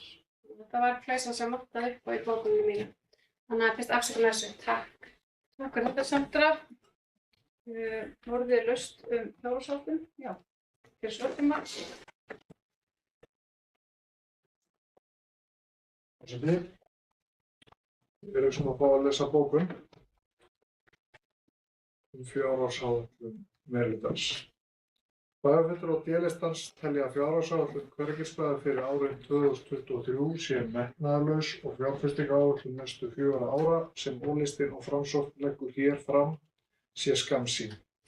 Það er ljóst að kostnaðar sem uppbygging Hamarshallar hefur víðtæk áhrif á framtíðar fjárfestingar bæjarins og býr til mikla óvissu varðandi aðra uppbyggingu í bænum.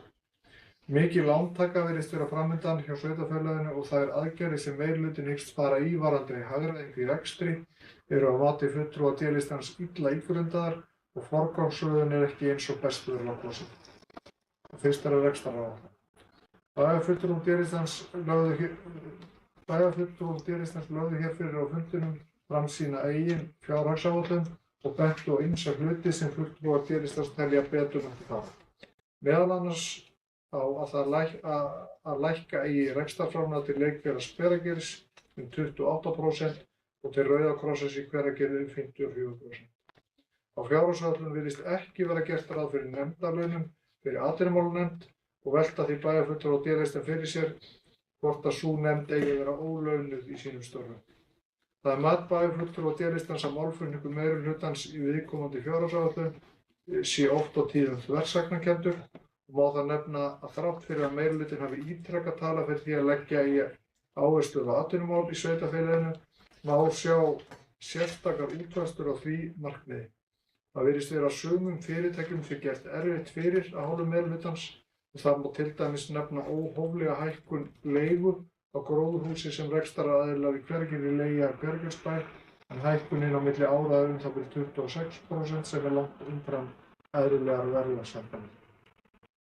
Þá gerir meirihlutinn ráð fyrir að álagningarhlutfall fasteignagjalda á atvinnuhúsnæði standi í stað sem felur í sér umtalsverða skattahækkun fyrir atvinnurekendur hér í Hveragerði sem að getur haft við áhrif að færri fyrirtæki sjá hag sinn í því að flytjast til Hveragerðis og einnig að fyrirtæki sem fyrir eru sjá lítinn hag í að byggja upp frekari atvinnustarfsemi í sveitarfélaginu. Það er einnig sérstakt á sama tíma og talað að auka í kynningu á sundlauginu og sveitarfélaginu sé gert ráð fyrir að minnka framlög til kynningamála. Svo er að varðandi fjárfestingaráætlun. Í fjárfestingaráætlun meirihlutans er ekki gert ráð fyrir gatnagerð árin 2024 til 2026 en á sama tíma er gert ráð fyrir 200 íbúa fjölgun á ári í forsendum með fjárhagsáætlun. Þá er einnig ekki gert ráð fyrir nýjum götum á iðnaðarsvæðinu í Vorsabæ þar sem hægt væri að byggja upp enn meiri atvinnustarfsemi. Þá var einnig vísað til gerðar fjárhagsáætlunar uppbyggingu hundarsvæðis í Hveragerði en þá fjárfestingu er ekki að finna í fjárfestingaráætlun þrátt fyrir ítrekaðar umræður og loforðaræður. Síðustu ár hafa fulltrúar O-listans talað mikið aukna þörf fyrir félagslegu leiguhúsnæði í sveitarfélaginu en á fjárfestingaráætlun er hvergi minnst á kaupum á félagslegu húsnæði.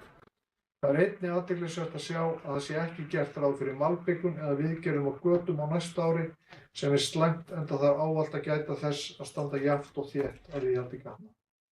Og undir þetta rita Friðrik Sigurðsson, Simon Björnsson.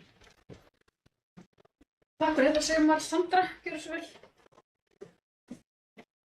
Svo þegar bæjarfulltrúar, ég kannski byrja á atvinnumálanefndinni. En ástæða þess eins og þið bendið á að atvinnumálanefndin ekki sérstaklega þarna inni vegna eins og við höfum komið svo oft inn á að við erum í stjórnsýsluúttekt.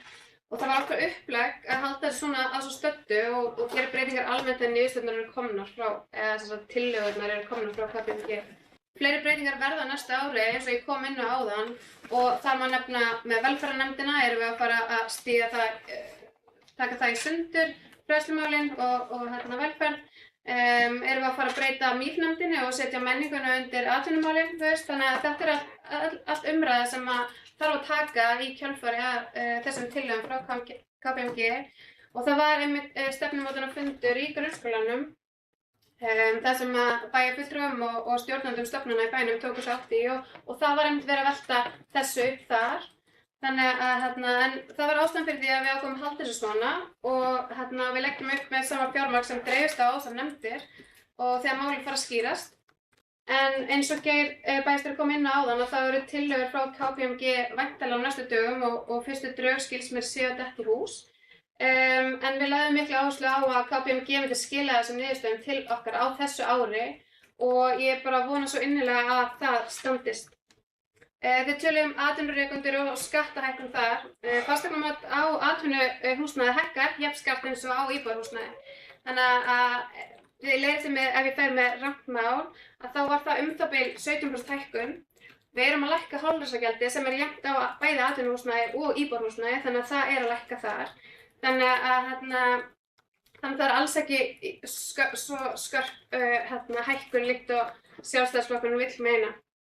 Þið nefnir líka félagslegt leiguhúsnæði og það sé ekki inn á fjárfestingaráætlun. En það er ein félagsleg leiguíbúð að losna og við erum búin að kanna þörfina hjá félagsþjónustunni, hver þörfin og það þörf fyrir íbúð af þessu tagi, þessari stærðargráðu. Þannig að það voru alveg hugmyndir uppi að selja þessa íbúð og kaupa minni íbúðir, 2 til þess að reyna 6 á listan. En vegna þess að þörfin til staðar fyrir húsnæði af þessari stærðargráðu og þá var ákveðið að falla frá því. En það eru vissulega hagræðingar í sem bara kemur í ljós, sem bara í vinnslu að vera að skoða með það hvernig við getum, og það á stefnuskránni að auka félagslegt leiguhúsnæði algjörlega og við viljum bæta úr því svo ég segi bara tala persónulega, bara á næsta ári, við viljum það. Þannig að hvernig sem við eigum húsnæði hinum með götuna, við eigum einhverjar eignir. Þannig að það á stefnuskránni. Rauði krossinn, það styrkur fasteignagjalda, það minna húsnæði og lægra fasteignagjöld. Leikfélaginu þá eru rauntölur á fasteigna og verði og þar af leiðandi að fjárframlög ekki að lækka eins og bæjarfulltrúi vildi meina áðan með Rauða krossinn og leikfélaginu. Þannig að það ekki alveg rétt hvað það varðar. Þannig að við leggjum áherslu á atvinnumálanefndina og það kemur inn í þessa breytingu og þessar tillögur frá KPMG. Takk fyrir þetta Sandra og þá það Njörður.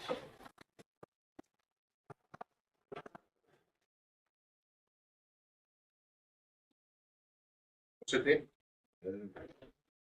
ég vil kannski bara fá nánari skýringar frá Sjálfstæðisflokknum sem vildu lækkun og styrkjum til Rauða krossins. Var hann ekki að? Nei, þið að segja þessi lækkun. Já. Hvar er hún? Það væri ágætt að fá það því að ég bara sé það ekki sko.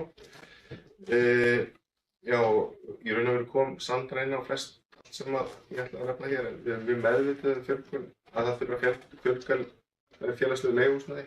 Ég er bara ánægður að heyra að Sjálfstæðisflokkurinn komin á þann framtíðarvagn með okkur og bara velkomin á hann.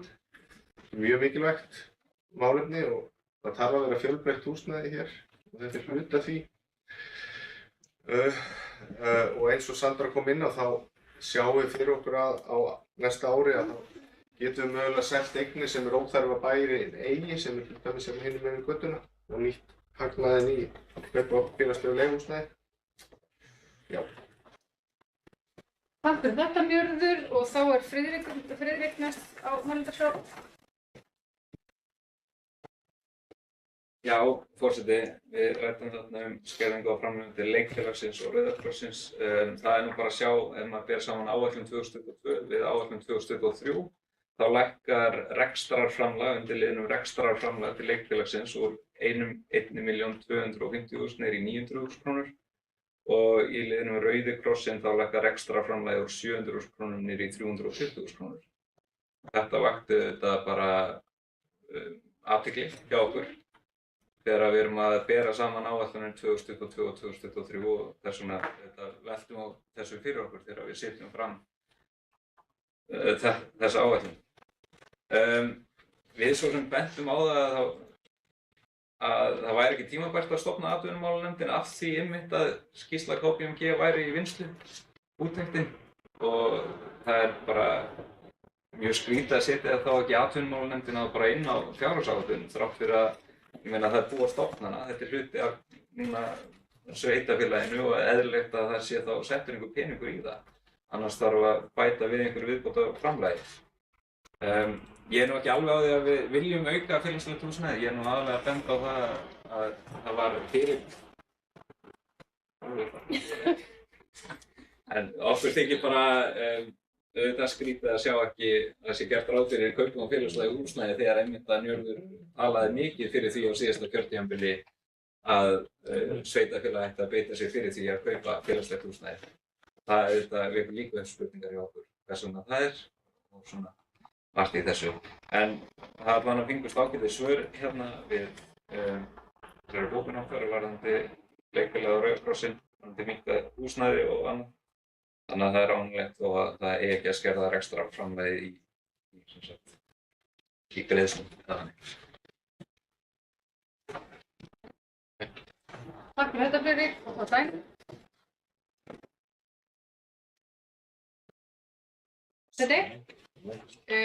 Varðandi gatnagerðina þá erum við að sjálfsögða að gera ráð fyrir því að ráðast í heilmiklar framkvæmdir næstu árum í þeim flokki og það er bara gert ráð fyrir því að hún standi undir sér og gott betur, þannig að það er ekki gert ráð fyrir mínust það og það er svo sem bara eins og hefur verið undanfarin ár.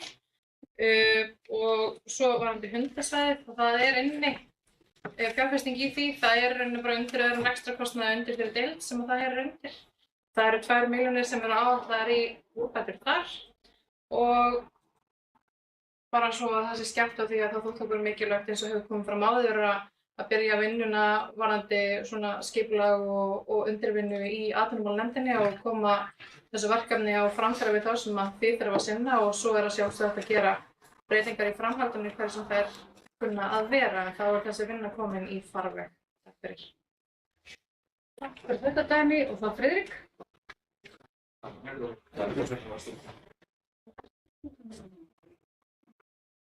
Já, forseti, Dagný talaði að það eigi að ráðast í gatnagerðarframkvæmdir en auðvitað er eðlilegt þó að þetta eigi að standa á núlli að það sé tekið fram í hvaða gatnagerð á að fara.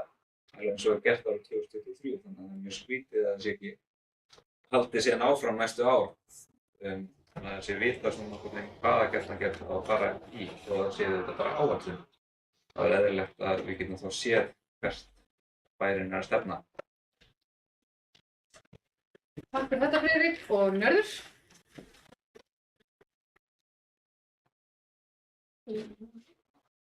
Já, forseti, það er bara leitt að heyra að Sjálfstæðisflokkurinn sé ekki kominn á framtíðarvagninn varðandi félagslegt leiguhúsnæði vegna þess að það er mikilvægt mál og því miður hefur Bjargeirsbær staðið sig afar illa í þessu undanfarin ár og þeim hefur verið fækkað með íbúafjölda og við erum verið svona eins og Garðabær, Seltjarnarnes sem að lifa svolítið á félagslegri þjónustu í höfuðborginni. En við höfum mikið metnað í að gera þetta vel, gera þetta betur og ég reikna með að bráðlega komi húsnæðisáætlun sveitarfélagsins fyrir bæjarstjórn. Við þurfum að endurskoða hana og ég vonast til þess að við náum þar að setja áætlun fjölgun félagslega leiguíbúða og eins og sem þið vitni í þá hef ég líka mikinn áhuga á að Hveragerðisbær sé metnaðarfullt varðandi fjölgun leiguíbúða bara yfir höfuð. Þannig að sá markaður verði nú svona aðeins skárri heldur en hér í Hveragerði. Og við ræddum svo sem líka á síðasta kjörtímabili eins og til dæmis varðandi möguleika að fá námsmannaíbúðir sem að ég er bara alveg sannfærður að það væru margir námsmenn sem að til dæmis eiga rætur hér í Hveragerði hefðu áhuga að búa hér þó þau sæki hér til Reykjavíkur. En aðeins varðandi bókunum Sjálfstæðisflokksins varðandi lækkun til leikfélagsins. Ég sé hérna í fjárhagsáætluninni að gert ráð fyrir 1457.000 styrkur Hveragerðisbæ í heild sinni samkvæmt þjónustusamningi. Þessu ári 1290.000 og betur það sé hækkun. Þannig að það er spurning hvort að Sjálfstæðisflokkurinn vilji leiðrétta bókunina sinni. Takk fyrir þetta, Njörður. Já, Friðrik fyrir svör. Já, forseti, allan að með þá áætlun fyrir 2022 sem ég hef undir höndum þá er hér gert ráð fyrir að leikfélagið fái 1.780.000 krónur í framlög en að það lækki niður í 1.457.000. Þess vegna setjum við þetta hér fram. Svona. Það er sennilega saman.